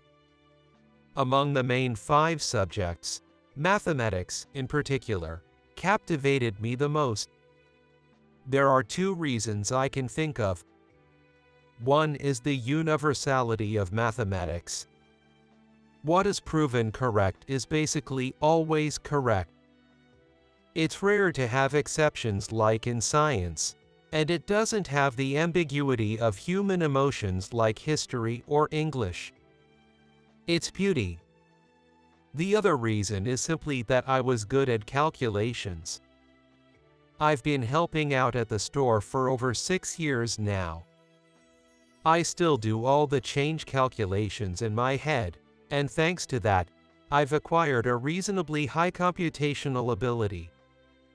In my second year of middle school, the homeroom teacher for my class was in charge of mathematics. Mr. Robert Brown was acting as a temporary teacher and homeroom teacher in place of the regular math teacher who was on maternity leave. He was 25 years old. In my school, where most of the teachers were older, Mr. Brown was the youngest. Mr. Brown, I can't figure out this problem. If you have time, could you please explain it to me? Let's see. Oh, this is surprising. The textbook I brought wasn't the one we use in school. If it were that level, I wouldn't need to bother asking the teacher. I never thought an 8th grade student would bring a past assignment from Stanford University. Mr. Brown's face was a mix of astonishment and delight, clearly enjoying the surprise. After all, this teacher is an extreme math enthusiast. He's a bit unusual, but I respect him, including those quirks. Whether it's in the morning or after school, he always welcomes my questions. Mr. Brown didn't just teach me the problems, he also recommended problem books. They weren't just difficult, they were interesting, beautiful problems. A collection that seemed to encapsulate the joy of mathematics. One day after school, I went to Mr. Brown again. I had completed a full round of the problem book he recommended.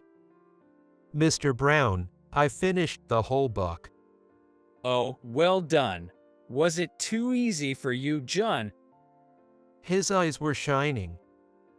It was clear he was happy to have someone to share his passion for math with. At some point, Mr. Brown and I had become more like math enthusiast friends than student and teacher. Of course, there's a propriety even in close relationships, and he's still my teacher. I kept a respectful distance. No, it was quite challenging. The problems were excellent, and I really enjoyed them. That's great to hear. Then, I'll give you some homework. Mr. Brown smiled, pulled out a sheet of paper from a clear file, and started writing with a black ballpoint pen he took from his breast pocket.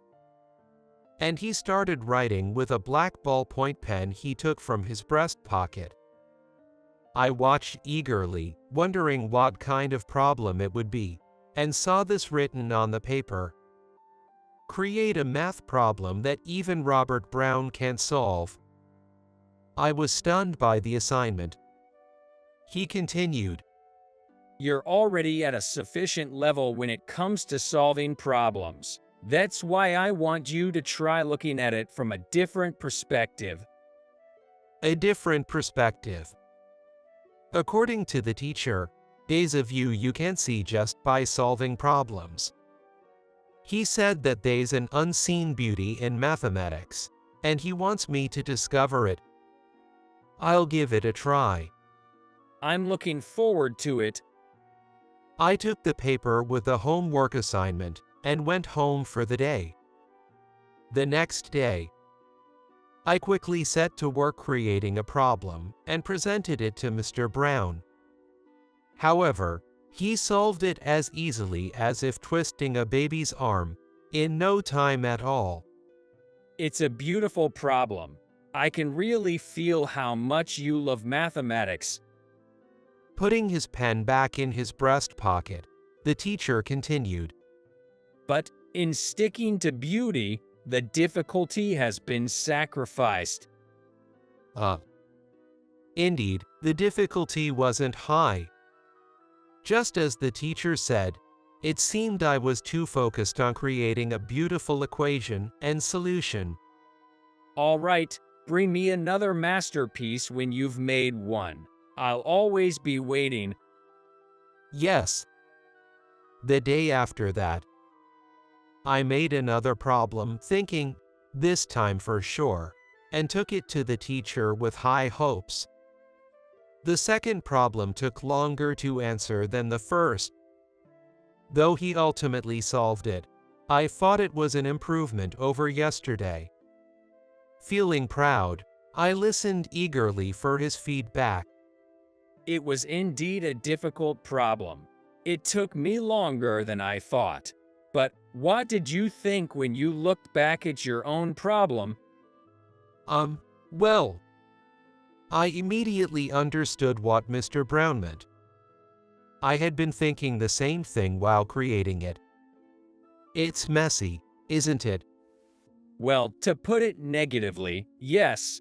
This time, you focused too much on the difficulty. It can't be called a good problem. To create a problem that Mr. Brown would groan at, it needed to have not only the highest level of difficulty, but also the highest level of beauty. From then on, I continued to try over and over again. A beauty surpassing the first problem and a difficulty surpassing the second. Striving for both, another month had passed. It was my 22nd attempt at creating a problem. Well, this is... It's 10 minutes after facing the problem. As the outside scenery began to darken, Mr. Brown's calculating hands came to a halt.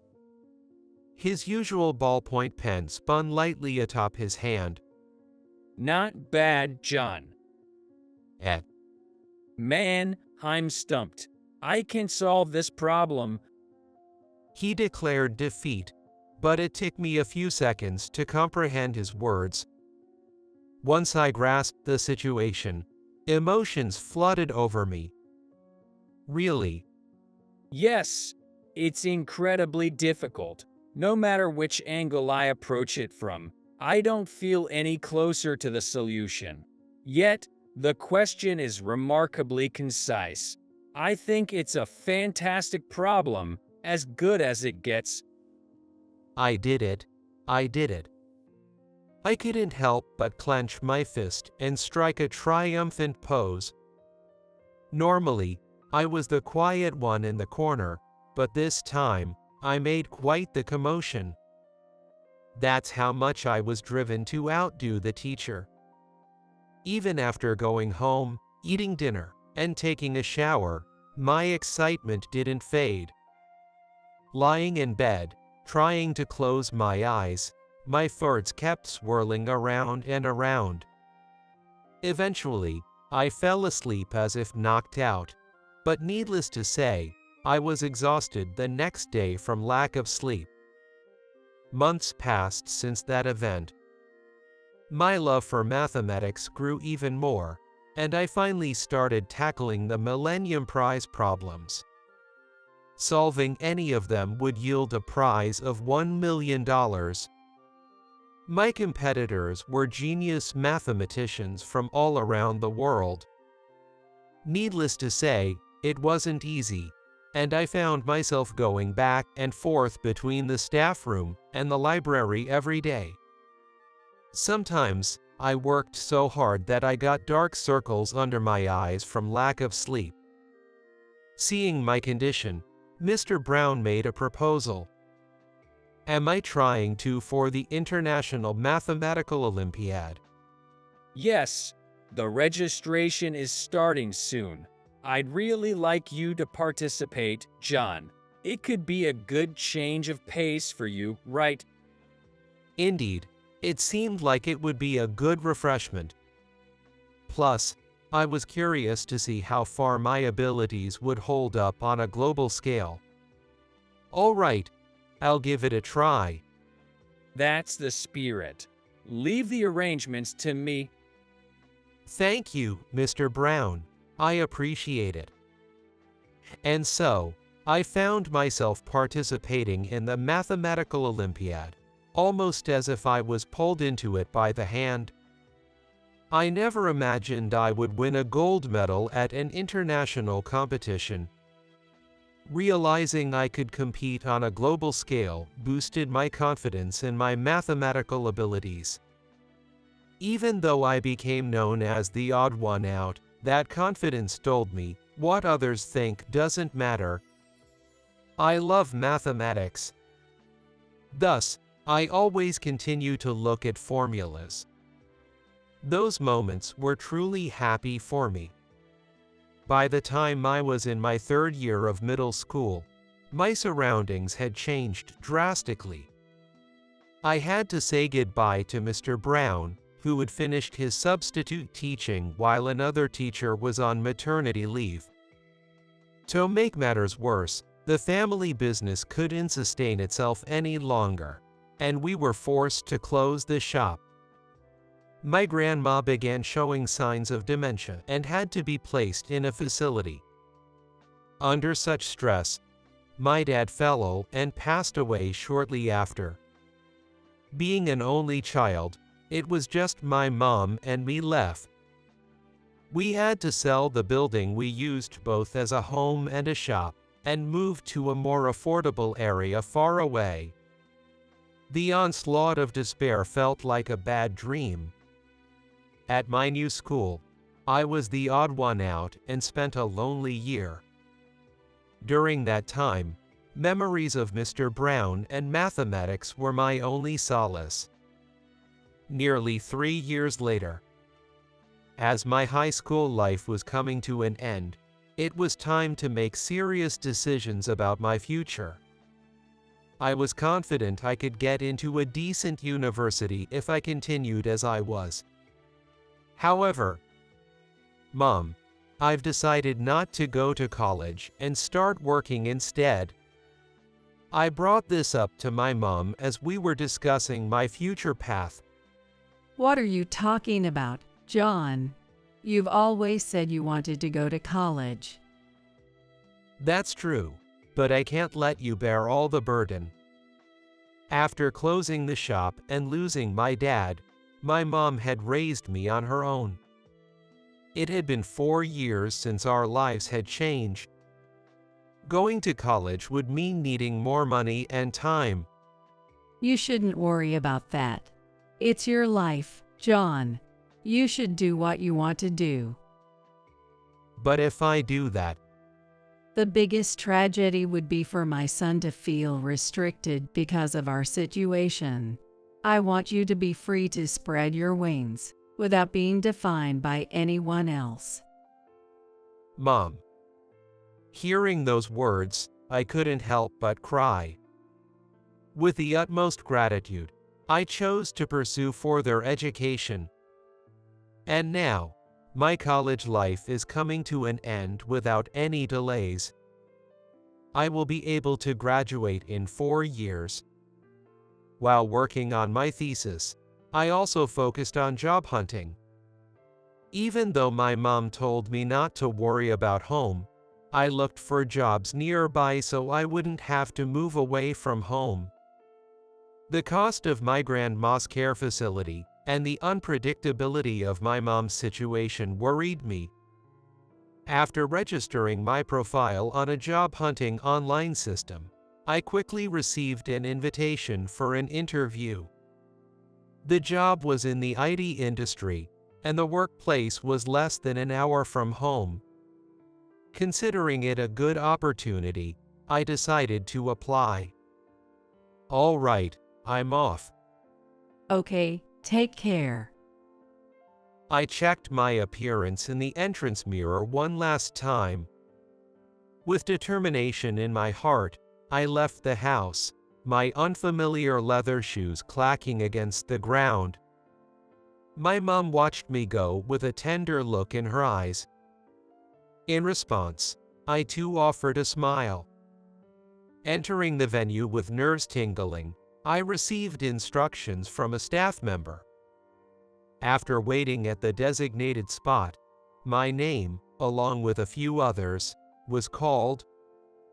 I replied with a bright voice as instructed and followed to the interview room. Upon entering as instructed, I faced 2 interviewers, a man and a woman. The man was thin and tall, wearing glasses. I imagined him to be a nervous man. Both appeared to be around 30 years old. After being prompted to sit, I did so with a polite "excuse me." The male interviewer began. I'll be handling today's session. My name is William.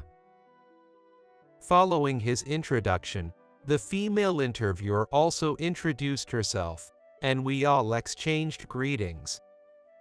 We, the job seekers, handed our resumes to William. He glanced over them, his glasses catching the light. After about a minute, he spoke up. None of these guys graduated from prestigious universities. We were taken aback by his words, sitting in stunned silence. We were sitting in stunned silence. The female interviewer seemed flustered, looking down. However, William, undisturbed, sneered and continued. You see, I graduated from Stanford University. I don't really need anyone less capable than myself. A clear case of academic elitism. Now a question for you, John. Yes. What is the smallest number divisible by all integers from 1 to 10? The question caught me off guard. I was expecting something about introductions or self-promotion. Don't know. Well, I guess with your educational background, you wouldn't. After high school, I attended a local university. The reason was the same as the reason for getting a job nearby. As a result, my alma mater was considered average at best. The answer is 2,520. All right. He likely wanted to assert his superiority through academic or knowledge-based challenges. but the question was about mathematics. I answered as calmly as I could. Well then, what plant did the early Japanese mythology use to drive away evil spirits? What's with this guy? That was my only thought. Perhaps frustrated by having his math-related trivia immediately answered, he now resorted to completely unrelated topics. Unfortunately for him, being called as Dr. Noel in my childhood, regardless of the field, that is peach, I answered immediately again, and William's frustration was evident. He continued with several more irrelevant questions. However, I kept providing the correct answers one after another. Perhaps feeling aggrieved by this, he pushed further. Then solve this. Frustrated that he couldn't boast as he wanted, William scribbled something on the back of a document. Here, take this. He tossed a paper in my direction in a careless manner. It was a math word problem, written in his messy handwriting that seemed to leak his irritation. This is... Huh? Can't solve it, can you? I thought so. As soon as he saw my displeased expression, William's mood seemed to slightly improve. Clearly, he just wanted to assert dominance. If you solve this, I'll hire you with an annual salary of $3 million. He watched me, smirking, as I stared at the equation. He probably thought there was no way I could solve it. But I returned his smile. Yes, it was indeed a difficult problem. I might not have been able to solve it upon first glance. If it was my first time seeing it, that is.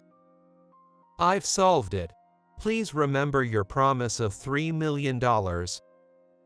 I wrote down the answer within minutes and handed it back to the interviewer.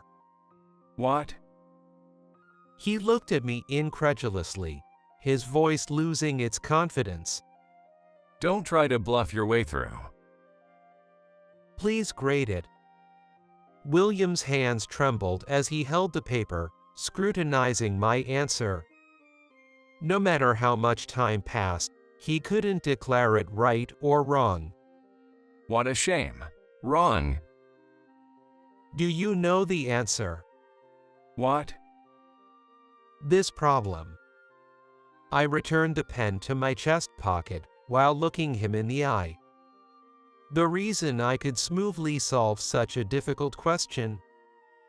I said to him like this. I created this problem when I was in middle school. Is that? Why do you know a problem that only my teacher and I should be aware of? At that question, his face turned red, and he began to tremble again. Just then, the door to the interview room opened, and a man entered. Though his presence had changed, he was a familiar face. I was surprised, but William seemed even more shocked. President. Is he, President? The man who had just entered was my mentor. The person who had inspired my deep dive into mathematics, Mr. Brown. William called him the President, which doubled my surprise. I had researched the company beforehand, and if Mr. Brown was the President, I would have noticed. Mr. Brown, it's been a long time. John, it has indeed been a while. After leaving his position as a temporary middle school teacher, Mr. Brown joined this IT company. Due to his exceptional skills, he quickly climbed the ranks, and he had recently been appointed as the new president. The materials I had received and the website I had checked were apparently not yet updated with the latest information. William knew about that problem because Mr. Brown had mentioned it during a casual conversation. By the way, William, I overheard a bit. Our trivia about mathematics and Japanese mythology written in the interview manual. Well, They're not, are they? Why did you do such a thing? I wanted to recruit talented individuals. I thought these candidates weren't qualified based on their educational backgrounds. Hearing his explanation, Mr. Brown nodded in understanding. Individuals like John here prove that talent isn't tied to academic background. Graduating from a famous university doesn't necessarily make someone commendable. After a pause, Mr. Brown took a deep breath and continued. I'm referring to you, William. Nick. Subdued by the president's reprimand, William became noticeably quieter. I apologize for the inconvenience caused to you all. While apologizing, Mr. Brown glanced over the resumes of the job candidates. What impressive backgrounds. You've all passed the first interview. I can promise a salary of $3 million, but I encourage you to take the second test. A few days later, I received an invitation to the second round. Despite my concerns about encountering someone like William again, the prospect of working under Mr. Brown motivated me to aim for an offer. I successfully completed all the stages of the exam, including the third round. The last was the interview with the president, which ended with a conversation with Mr. Brown. I accepted the job offer without hesitation. As expected from an IT company, many of the employees, including the president, were young. Starting as a newcomer, I was initially tasked with data aggregation and analysis. My mathematical skills proved to be very useful, making my work enjoyable and productive. Although I rarely saw William due to being in different departments, we occasionally crossed paths in the hallway. I felt awkward at first, but then I got used to it because he just stared at me resentfully. And now I hardly gave it a second thought when he glared at me. 2 years my senior, Peter White remarked, William's a tall and scary, but having seen his deflated state during the interview, I couldn't feel intimidated by him at all. Sometime after joining the company, we received a project to present to a large corporation. It was a project to create their new system. Delighted, I was chosen as a member of the project team despite being a newcomer. Peter from my department and, surprisingly, William from another department were also selected. Seriously? Hearing about William's involvement, my senior openly expressed his dismay. Don't worry, Peter. It'll be fine. Then you're in charge of dealing with him. Dealing with him? I replied half-jokingly, though Peter seemed quite serious. Great, as if I needed more on my plate. The day before the presentation, I arrived at the office a bit later than usual, but not late enough to cause concern. Rushing in, I greeted everyone. Good morning. John, we're in big trouble. Peter looked panicked. Looking around, I noticed the other project members, especially, seemed distraught. What happened? The data for tomorrow's presentation and the system we created are gone. What? I momentarily wondered if this was a joke or some sort of prank. Was this some kind of punishment for being slightly late? But it appeared to be a real crisis. Did we have backups? We checked, but those were deleted too. Seriously, what about the USB in the safe? Even if it's not the latest, it's better than nothing. I asked, hoping for a backup plan, but Peter shook his head. By the time he arrived at work, the safe had already been opened, and the USB was missing. There were no signs of forced entry on the safe, suggesting the culprit was someone from inside a company. Instead of looking for the culprit, we should focus on recovery first. William tried to calm the suspicion-filled atmosphere. Indeed, he was right. While the culprit could be sought out later, the presentation deadline wouldn't wait. The team agreed and began the recovery efforts urgently. However, Peter had a different perspective. If we're not looking for the culprit, doesn't that make William the most suspicious? Come on, Peter. You just suspect me. Can we start working first, please? Though Peter seemed to suspect William, it was William who was leading the recovery efforts. The recovery was challenging, but leveraging my mathematical skills fully, we managed to make progress. The situation improved significantly when Mr. Brown, now the president, also lent a hand. Thanks to everyone's efforts, including William's, the presentation materials were completed. Throughout the day, Peter appeared irritated. Though he was helping, it seemed like he was struggling to focus on his work. Everyone did a great job. The president's voice filled the dim office as darkness enveloped the outside world. It was already late.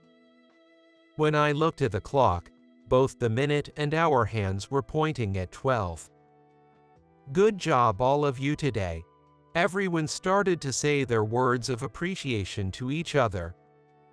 Normally, I'd hurry home, but unfortunately, there were no more trains.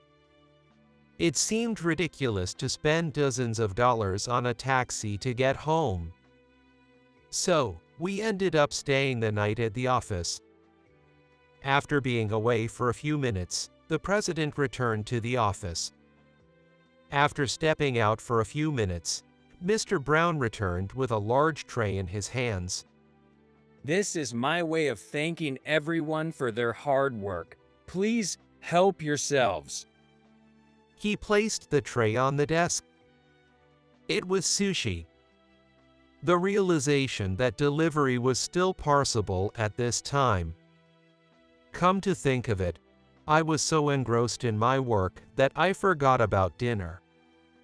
With a feast laid out before us, everyone remembered just how hungry they were.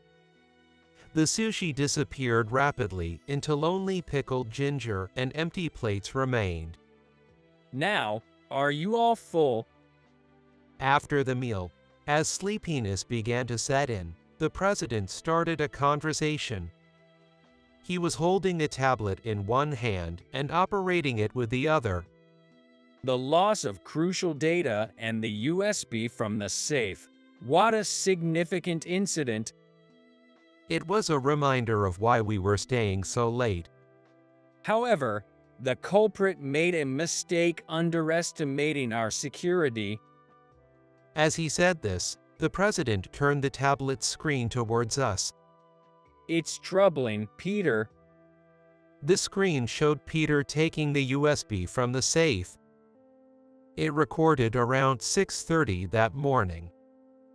Only someone with key duty would be in the office at that hour. And it wasn't his week. This week's key duty was assigned to a girl from another department. She mentioned that around 6 a.m., she saw a familiar car parked at the convenience store.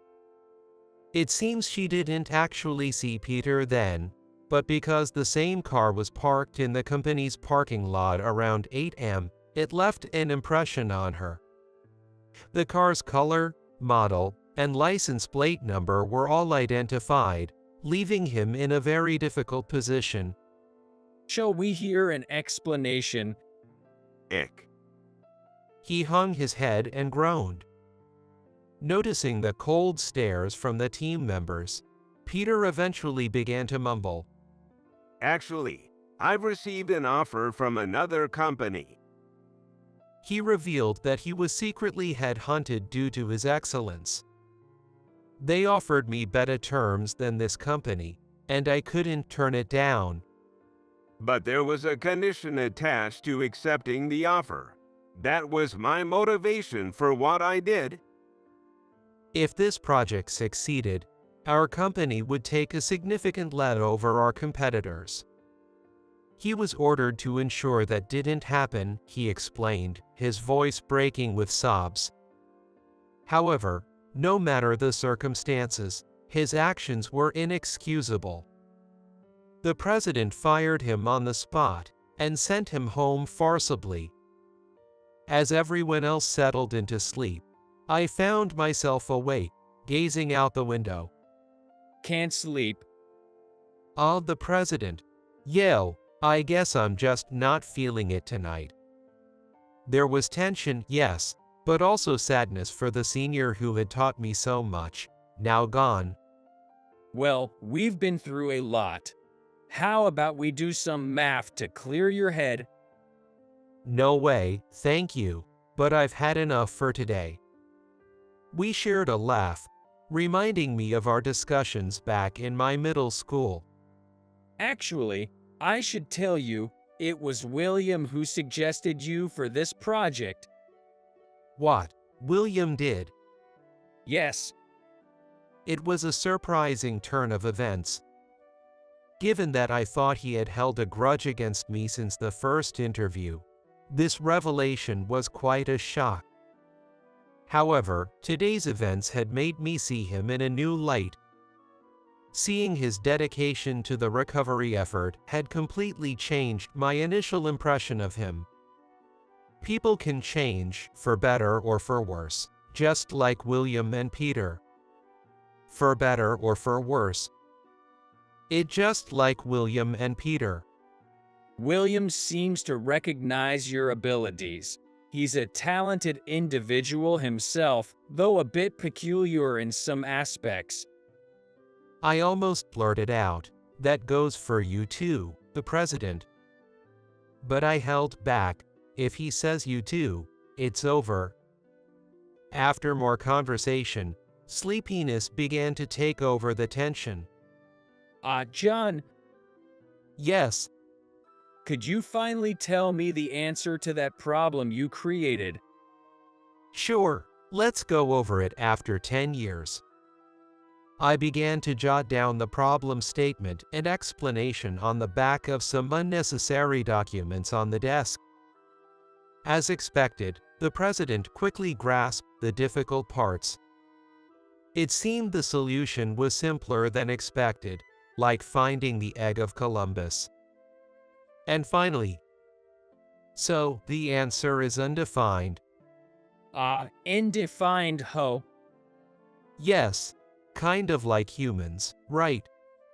Yes, like mathematics and like the human heart. Truly a difficult and beautiful problem. I had wished we could talk about mathematics like old times. The work comes first. It's time to sleep and prepare for the presentation. Laying down on stacked cushions, I fell asleep immediately from exhaustion. The next day, our presentation to the client was a huge success. They decided to adopt our system. Moving forward, we'll start with updating confidentiality agreements and other procedures. Once that's completed, the system will officially go live. It's going to get busy from here, the president announced to the project team. Despite understanding the immense workload ahead, no one showed any displeasure. There was a definite bond among the team members. After some time, I found myself diligently working as one of the president's key supporters, with William being the other. William was the other wing. Both of us had been directly acknowledged by President for our capabilities. By then, I had grown to respect William's diligence. Well, I do respect you, but your jump to conclusions and narrow-mindedness could use some work. He looked like he might get angry for a moment, but he responded quite calmly. You might want to work on not saying everything you think, too. We hadn't exactly become friends, but this relationship, full of confrontations, wasn't too bad, because we could exchange opinions without any reservations. Humans are indefinable. Good people can turn bad. Bad people can turn good. Having experienced various misfortunes and happiness, I was no exception.